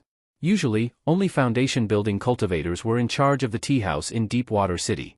Occasionally, a core formation cultivator would come and collect beast cores, which was why the tea house would be lively for a while. However, today's grand occasion wasn't like the past, which was caused by core formation cultivators collecting beast cores. Brother, make way, make way. A youngster in the fifth layer of the aura refining realm squeezed in from outside the tea house and shouted at the cultivator in front of him, "Excuse me, excuse me." The cultivator in front of him was unwilling to give way and only said, "Brother, first come, first served." The youngster blinked and said in puzzlement, "Brother, it only takes a while to appraise the beast cores, right? You've been crowding around here for a long time. Aren't you just here to watch the show? Beast cores?" The cultivator was surprised. "Didn't you inquire clearly? This time, we're not here to collect beast cores." Huh? The youngster was puzzled. "Didn't we just hear that a core formation senior came to our Deepwater City? If he's not here to collect beast cores, what else is he here for?" A small city like Deepwater City was destined to have no high-level cultivators staying here. Those high-level cultivators were either just passing by or coming to collect special beast cores. There had never been an exception. Those who really wanted to collect high-level beast cores or hunt high-level sea beasts would directly teleport to North Pole Island, who would come to Deepwater City. Before the cultivator could answer, someone next to him interrupted, "Fellow Taoist, didn't you inquire about this before you came? This senior isn't here to collect beast cores, he's here to collect anecdotes." Huh? The youngster was surprised. What's going on? Anecdotes? He couldn't be blamed for being so surprised. When they first heard about this, everyone had the same reaction. Which high-level cultivator wasn't busy with cultivation? What anecdotes? What was the use of hearing them? This senior said he's collecting these anecdotes to explore some secret places. Some things aren't strange just by looking at them, but if he collects them all together, he might be able to find some wonderful places. His cultivation has reached a bottleneck, so he's traveling everywhere to collect anecdotes, hoping to find some clues that might help him break through the bottleneck. So that's how it is. The youngster was suddenly enlightened. He touched his head and said, "These seniors with profound cultivation levels really think more clearly than us. Isn't that so? If this senior didn't tell me, I would have never thought about it." The first cultivator agreed. The two of them chatted for a while and got a little closer to each other. The cultivator pulled the youngster forward and said, "Let's just listen here. This senior is very generous. As long as you tell him some rumors, he'll accept any medicinal pills or spirit stones he wants. If someone asks for guidance, he won't refuse. Let's listen on the side. Maybe we'll gain something." Right after he said that, another person next to him made a gesture of silence and said in a low voice, "This senior is going to talk. Don't make a sound." The cultivator promptly shut his mouth and listened attentively. After a while, a gentle male voice was heard. "There's nothing wrong with your cultivation level. What's wrong is your state of mind. Every time you advance, aside from improving your cultivation level, your understanding of the Tao scripture's teachings will also go one step further. Put down your cultivation for the time being and walk around. Once your understanding of the scripture's teachings has gone one step further, you can go back and cultivate." The foundation building cultivator sitting on the other side of the long table was startled. He carefully savored it and suddenly understood. He cupped his hands and said, "Thank you for your guidance, Senior. Junior finally understands." On the other side of the long table, the gentle young scholar waved his hand and said, "This is your reward. No need to thank me." He then looked behind the foundation building cultivator and asked, "Is there anyone else?" Me. Someone immediately squeezed in from behind. It was a man in his 30s, dressed in short clothes, and his cultivation level was in the aura refining realm. At first glance, it was obvious that he was a low-level individual cultivator who hunted sea beasts for a living in Deepwater City. If it was under other circumstances, he definitely wouldn't dare to be so presumptuous in front of a foundation-building cultivator. However, this core formation senior said that regardless of cultivation level, as long as the information he provided was valuable, he could exchange it for a reward. When the foundation-building cultivator saw this man leaning against him, he frowned. However, there was a core formation senior in front of him. Moreover, this senior had been smiling and didn't show the slightest bit of impatience, so he could only endure it. He cupped his hands and bowed to this senior before pushing the crowd aside and leaving the tea house. "Sit." The young scholar pointed at the seat in front of him and said, "Do you have any news?" The man cautiously sat down and glanced at the young scholar. A nervous expression appeared on his face and he timidly extended his hand. "Senior, Junior doesn't have any news, but Junior has a strange treasure in my hands. I want to show it to Senior. Are you interested?" The more he spoke, the softer his voice became. In the end, he consciously stopped talking and looked at the young man in front of him with unease. This senior clearly said he came here to collect strange news and not to exchange for items. His behavior was already considered a violation of the rules. If this senior got angry, then sure enough, when he heard what he said, the young scholar slightly furrowed his brows.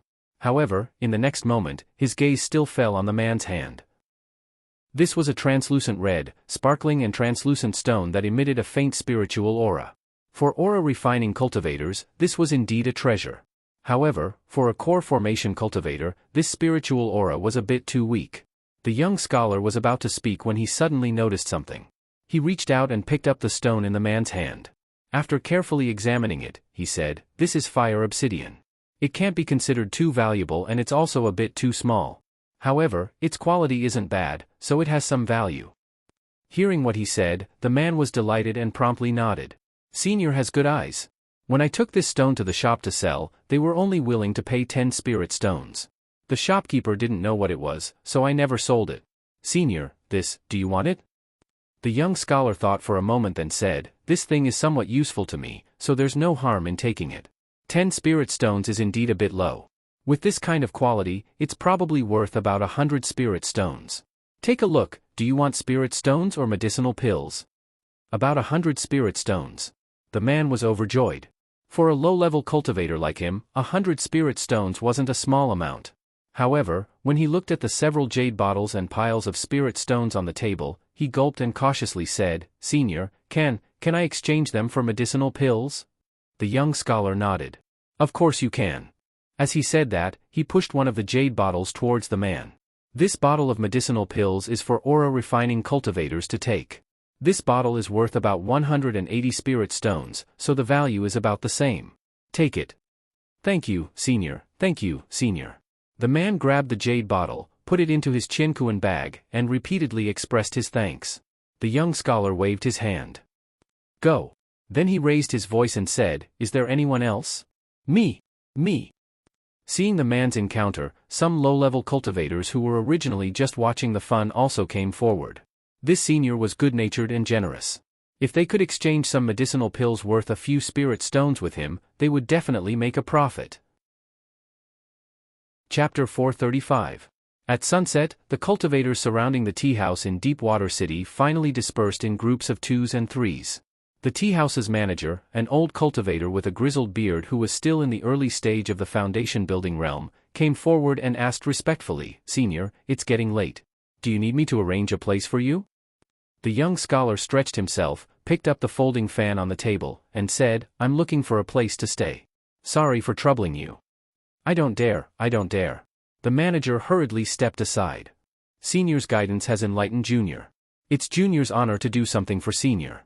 The manager was so respectful because before he came here, he gave this cultivator some pointers, allowing this cultivator who didn't have much time left to live to feel the meaning of cultivation again. For cultivators, even if their lifespans were about to end, it was a good thing if their cultivation level could advance. Maybe they could have a breakthrough with a moment of enlightenment and some other opportunities. Our tea house has a place for distinguished guests to rest. If Senior doesn't mind, you can rest here. What do you think? The young man nodded with a smile, expressing his agreement. When the shopkeeper saw this, he respectfully invited him into the backyard, and as he walked, he said, "Senior, there's a small courtyard behind us, and it's usually for distinguished guests to stay in. Senior will absolutely not be disturbed here." The young man smiled. That would be best. The manager led the young man to the small courtyard in the back. After a brief introduction and seeing that the young man was satisfied, the manager finally retreated with relief. Retreating to the entrance of the courtyard, the shopkeeper saw that an extremely powerful restriction had been set up in the courtyard. He wiped his sweat and said, "Senior, you don't look old, but your cultivation is so high. You are truly a genius." When the surrounding restrictions were completely opened, the young man touched the space between his eyebrows, summoning a sparkling and translucent bead. After several breaths, he suddenly disappeared from the room. This young man was naturally Mo Tienga. After entering the virtual sky world, Mo Tienga withdrew the appearance-mimicking technique and restored her original appearance. She then sat on a praying mat and closed her eyes to rest. Nia Wushang's appearance-mimicking technique was indeed extraordinary. After transforming, even she herself couldn't recognize her, let alone these low-level cultivators. With the strengthening effect of the spirit-concealing pendant, she reckoned even middle-stage nascent soul cultivators wouldn't be able to see through her disguise. This was enough. It was not easy to see a late nascent soul cultivator. After resting for a while and feeling full of energy, Mo Tienga took out a small bag and poured out a pile of things. This was her harvest for the day. Although it was not valuable, there were some peculiar things that were rather interesting. After all, there weren't many strange things. Many low-level cultivators exchanged some rare items with her. She found the items quite interesting, so she exchanged them. In any case, what these cultivators wanted were mostly medicinal pills for aura refining or foundation building cultivators, or low-grade spirit tools and magic tools. To her, those were the most useless things. Even if she wanted to sell them, she'd find it troublesome. Mo Tienga picked up a fiery red stone from the pile of things. This was the fire obsidian stone that was exchanged from the hands of a low-level cultivator. Because of this incident, those low-level cultivators, regardless of whether they had valuable items in their hands or not, would just take out their items to exchange with her. In fact, there was nothing special about this fire obsidian stone. With this quality, it could only be sold for about 100 spirit stones in the celestial pole. Although it wasn't cheap, it wasn't rare either. The reason why she made the exchange was because she had never seen this thing since she arrived in Yunzhong. When she went shopping in Guifang City, a shop assistant told her he had never seen this thing before. Only then did she realize that fire obsidian might be a specialty of the celestial pole and couldn't be found in Yunzhong. But now, she actually saw this thing in the hands of a low-level cultivator. Furthermore, these cultivators didn't know what this thing was, so this was a bit strange. This was the seaside, and this sea area was the natural moat between the celestial pole and Yunzhong. If fire obsidian was really a specialty of the celestial pole, didn't that mean someone crossed the South Sea and lost fire obsidian here? Of course, this was only a guess. She had no way of knowing the truth. In addition, it wasn't like she didn't gain anything today. Although most of the so-called strange things in this small town were trivial matters, with so many people here, there were bound to be some people who heard some ancient legends. For example, an old aura refining cultivator whose lifespan was about to run out told her that when he was a child, He once heard a story about a celestial mountain appearing in the sea from his elders. Mo Tiange originally thought it was just a mirage, so she didn't pay too much attention to it. However, after listening to the old cultivator's story, she finally realized it wasn't that simple. The old cultivator said that at that time, all the fishermen and cultivators who hunted sea beasts for a living saw that celestial mountain. It suddenly appeared like a small island and someone crossed the sea from it to trade some things with them. However, the seaside residents couldn't approach this celestial mountain. There seemed to be a dense fog around it, preventing people from advancing. Experienced cultivators said this was an illusory formation. This celestial mountain existed for about half a month before it disappeared as if it had never appeared. Mo Tiange thought about it carefully and felt that this so-called celestial mountain was very likely a high-level cultivator's magic weapon. An independent space like the virtual sky world was admittedly a heaven-defying existence that even deification cultivators would find difficult to obtain. However, portable immortals caves weren't that rare. It was just that they cost a lot, so very few people had them. These portable immortals caves were usually made to look like magic weapons. After they were used, they would turn into something, a mountain, a tower, a boat, or even a house. After they transformed, their owners could move in. The principle was also very simple. Many cultivators in the core formation realm and above used flying magic weapons that weren't conspicuous when taken out. Once they were used, they would turn into carriages or boats. For example, Lord Daoist Jinghe's cloud carriage was such a magic weapon. However, such a portable immortals cave was much more expensive than a cloud carriage. Even for a cultivation group disciple like her who didn't lack spirit stones, it was still a sky-high price. Even Lord Daoist Jinghe probably wouldn't be willing to part with it.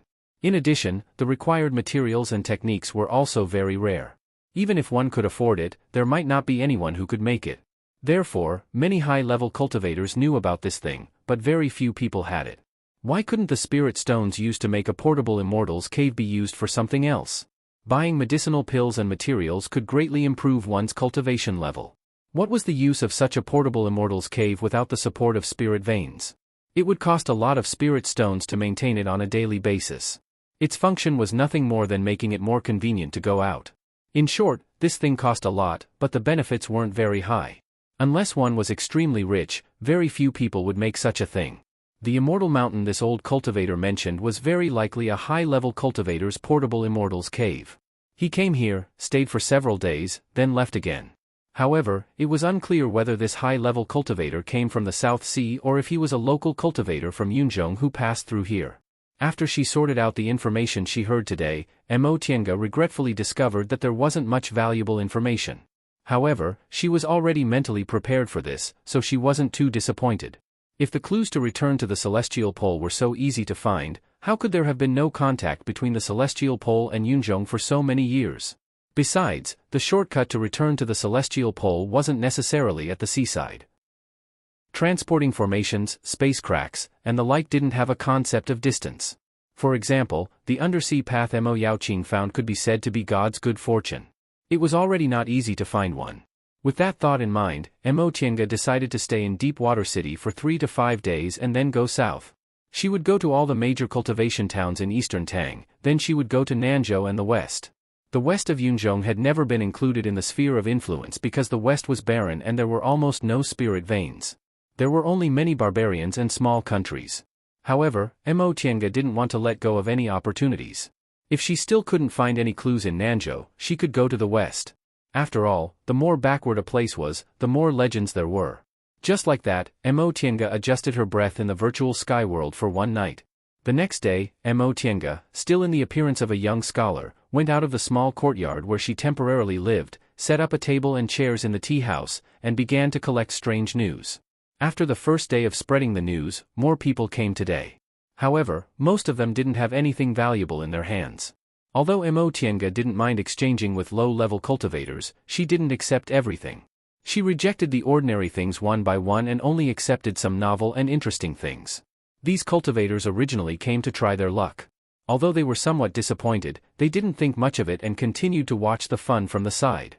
In addition to these low-level aura refining cultivators, there were also some foundation-building cultivators who heard yesterday's news and came to ask for advice. Most of these people offered 1 or 2 valuable things or mentioned some information, which made Mo Tiange gain quite a lot. She also knew that most of these foundation-building cultivators didn't have high aptitudes and only advanced to the foundation-building realm after going through untold hardships. They usually didn't have anyone to guide them, so they took a lot of detours, just like Second Uncle. When she thought of Second Uncle, she was even more kind to these foundation-building cultivators and wouldn't be stingy if she could give them a few pointers. Several days later, although there were still a lot of people watching the fun, the number of aura-refining cultivators who came to exchange for things decreased. On the contrary, there were more and more foundation-building cultivators. In such a small city, there naturally weren't many foundation-building cultivators among the individual cultivators. Most of these people were disciples from small cultivation groups and schools nearby. Some only had 1 or 2 core formation elders, and some cultivation groups didn't have any core formation cultivators at all. Usually, they didn't have anyone to guide them in their cultivation. When they learned that a senior came to Deepwater City, they all took the opportunity to come and ask for advice. Some people even prepared generous gifts, wanting to invite her to their homes as guests. Regarding this, Mo Tiange naturally refused. She didn't rely on her high cultivation level to make money. These foundation-building cultivators also knew that it wasn't practical for such a senior with a profound cultivation level to come to their cultivation group as a guest, so they didn't insist. They still offered generous gifts as long as she gave them some pointers. Regarding this, Mo Tiange wasn't polite and didn't hide anything. She accepted the gifts and gave them her advice with all her might. Later on, some core formation cultivators came to invite her. Mo Tiange still refused to go to their homes as guests, but she politely chatted with these core formation cultivators in the VIP tea rooms and traded goods with them. In the process, she made many new friends. Just like that, she stayed in Deepwater City for 7 or 8 days before she finally finished everything and set off again. Chapter 436. In the blink of an eye, another 10 years had passed. In these 10 years, Mo Tiange traveled all over Yunzhong.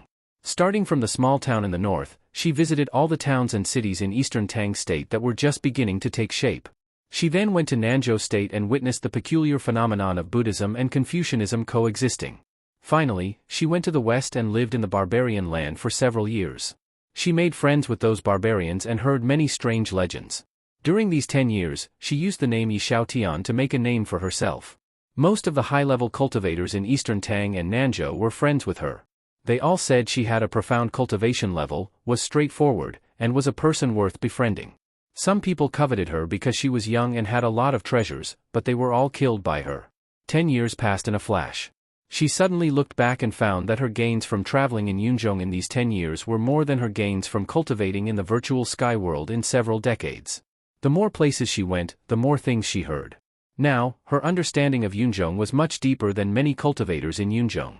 10 years of trials and tribulations and 10 years of experience broadened her horizons and unexpectedly gave her a deeper understanding of Mo Yaoqing's cultivation experience. Back then, Mo Yaoqing's cultivation level was completely destroyed. She hid in the secular world and wandered in Yunzhong. She suffered a lot and finally reached the nascent soul realm.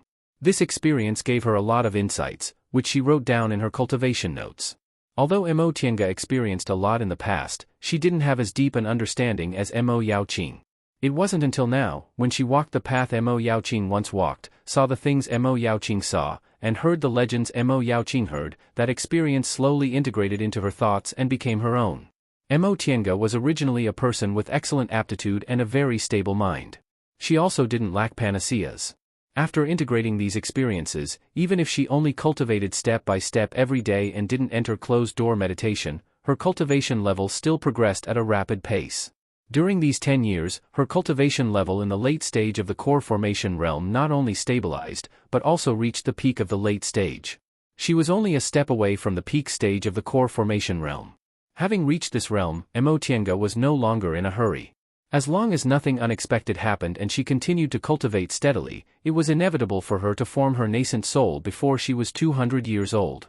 At that time, she could rely on her tyrannical strength to cross the South Sea and return to the celestial pole. In the past 10 years, as expected, she didn't find a shortcut to return to the celestial pole. For this reason, she could only make plans. If there was still no hope at the last moment, she would cross the South Sea by force. With this goal in mind, she spent the next few years inquiring about the South Sea. The South Sea of the Celestial Pole was also known as the North Sea in Yunzhong, and very few people knew about it. Although this sea wasn't as mysterious as the Sea of Returning Ruins, it was far more dangerous. Even the core formation cultivators who were on good terms with her didn't know much about it. There were a few seniors who had seen the dangers of the sea, but when they mentioned it, they all shook their heads. They said that if one wasn't a nascent soul cultivator with profound cultivation, they would most likely not be able to return safely after entering the sea. Tiange didn't give up hope. After a few years, she didn't gain nothing. For example, there was a kind of tree in Yunzhong called iron heartwood. This tree grew for 1,000 years and turned into black iron heartwood. This black iron heartwood was extremely tough. Not only was it impervious to ordinary iron, but even spells couldn't harm it. If it was used as a boat, it could resist gales and huge waves. After learning about this, she went deep into the land of the western continent and finally found a black iron heartwood. She pondered about casting this wood into a boat. In addition to her own affairs, the situation in Yunzhong changed in the past 10 years was also quite interesting. First, Mount Baifu seized the holy relic, the inescapable net, and its momentum rose greatly. Second, Jiuyan sect's holy relic, the soul-restraining bead, began to be known by everyone. Third, Nameless Bead appeared not long ago, which caused another competition. So, together with the Heavenly Devil Tower from several decades ago, 4 out of the 5 holy relic appeared one after another. Because of this, the news that the 5th holy relic was the Fuxing sword was no longer a secret. Several core formation cultivators who saw the Fuxing sword were very annoyed. They actually watched the holy relic slip away in front of them. Later, the news that the Fuxing sword fell into the hands of a female cultivator from the outer endless sea, Qin Wei, spread throughout Yunzhong. This unknown cultivator from the outer endless sea who came from afar suddenly became the most popular figure in Yunzhong. Many sects began to track down Qin Wei's whereabouts. Among them, Jiuyan sect, Huayan temple, and Guifang city were the most eager. These 3 sects watched Qin Wei slip away right under their noses. Unfortunately, this Qin Wei seemed to have disappeared in Yunzhong. No matter how they searched, they couldn't find any trace of her. Even nascent soul experts couldn't find her. Therefore, some people said that this Qin Wei wasn't from Yunzhong. Perhaps she had already returned to the outer endless sea? Many people believed this news, but only the people of Jiuyan sect were suspicious. Because their sect master, Ling Yunhe, knew that the matter she entrusted to him was no small matter. Before she left, she should have come to ask for the reward. However, they couldn't find her anywhere, so in the end, they could only believe her. The high-level cultivators of Jiuyan sect couldn't help but sigh. Although this Qin Wei was only a core formation female cultivator, her willpower and decisiveness were extraordinary. They were afraid that after she found out she had the Fuxing sword, she immediately gave up the benefits she was about to obtain and ran far away. Some of these things were known to Tiange, but some were unknown to her. What she knew was that she had already become a key figure that cultivators in Yunzhong couldn't find. However, after changing her appearance, she didn't plan to get involved. Her illusory technique was very successful. Many core formation cultivators in Yunzhong recognized a late-stage core formation cultivator called Yi Xiaotian, but they didn't know that this young scholar was Qin Wei, who stirred up a huge storm in Yunzhong. What she didn't know was that her disappearance made the nascent soul big shots in Yunzhong so angry that they secretly gritted their teeth. 4 out of the 5 legendary holy relic had appeared in the past few decades. If they could gather all 5, they could go to returning ruined sea to explore it, and maybe they could find the path to the deification realm. Unfortunately, this Qin Wei disappeared with the Fuxing sword, causing their plan to completely fall through. After all, the 5 holy relic had disappeared for almost 100,000 years before they reappeared in the world. If they missed this chance, they didn't know when they would get another one. At that time, no matter how high their cultivation levels were, they would become a pile of bones. Just like that, Tiange became a thorn in the eyes of the nascent soul cultivators in Yunzhong. Master Immortal. A clear and melodious voice came from behind her. Tiange stopped and turned around. She saw a young girl wearing Western clothes running towards her. The silver bracelets on her wrist jingled, and every step she took was a musical note. Master Immortal. The young girl stopped in front of her, raised her rosy cheeks, and looked at her. Are you leaving already? Tiange smiled and looked at the young girl in front of her. Why did you come? The young girl lowered her head and grabbed her braid. After a while, she raised her head again and looked at Tiange with her bright eyes.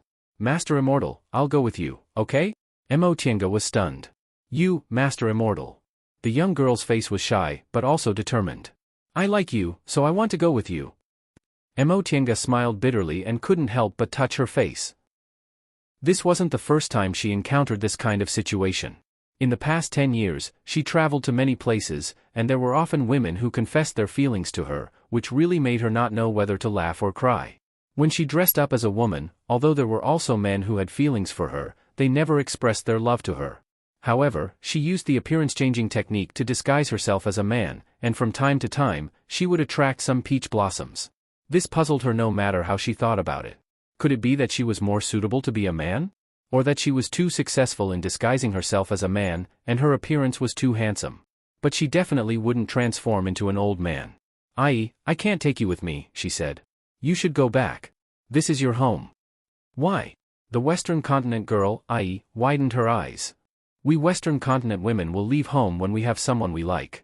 But She paused and said gently and indifferently, but I don't have any feelings for you, so I can't take you with me.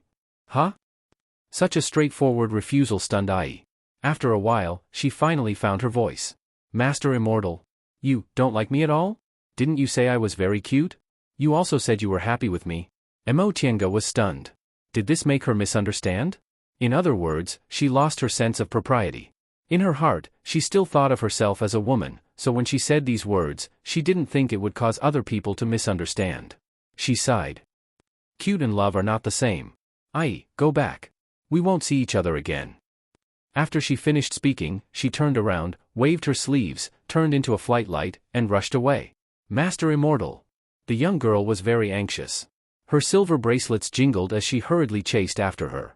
But how could a mortal's power resist an immortal's technique? Soon, she could no longer find that flight light. She couldn't help but squat on the ground and cry. Tiange's sleeves fluttered as she landed on a mountain.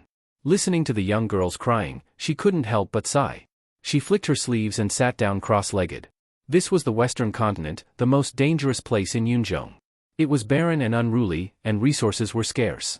Sitting on this mountain and looking around, all she could see were bare yellow stones. It was difficult to find any trace of green.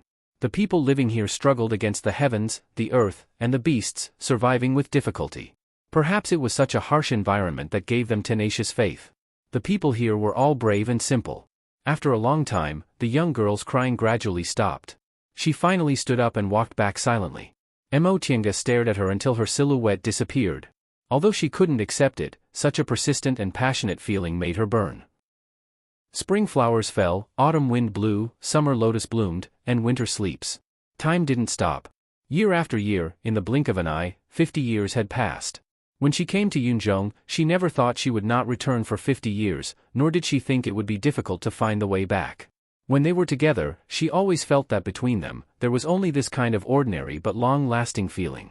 But at this time, because of this Western Continent girl, she suddenly realized that deep in her heart, there was also this kind of love. This love wasn't strong, but it was mellow like wine. The longer it was stored in her heart, the deeper it became. It's time to go back, she whispered. Her harvest in the past 10 years had exceeded her expectations. Maybe she should find a place to enter closed-door meditation, advance to the peak stage, and enter the nascent soul realm in one fell swoop. In this way, she could rely on her profound cultivation level to cross the South Sea. She clenched her hands and made a decision. You're tuning into the Heartfelt Tales YouTube channel. We're so grateful for your support, and don't forget to subscribe to join us on this incredible journey through captivating stories. Your generosity through donations truly makes a world of difference, as it's the primary source of revenue that allows me to expand and enhance this channel for you. Thank you from the bottom of my heart for being a part of this adventure.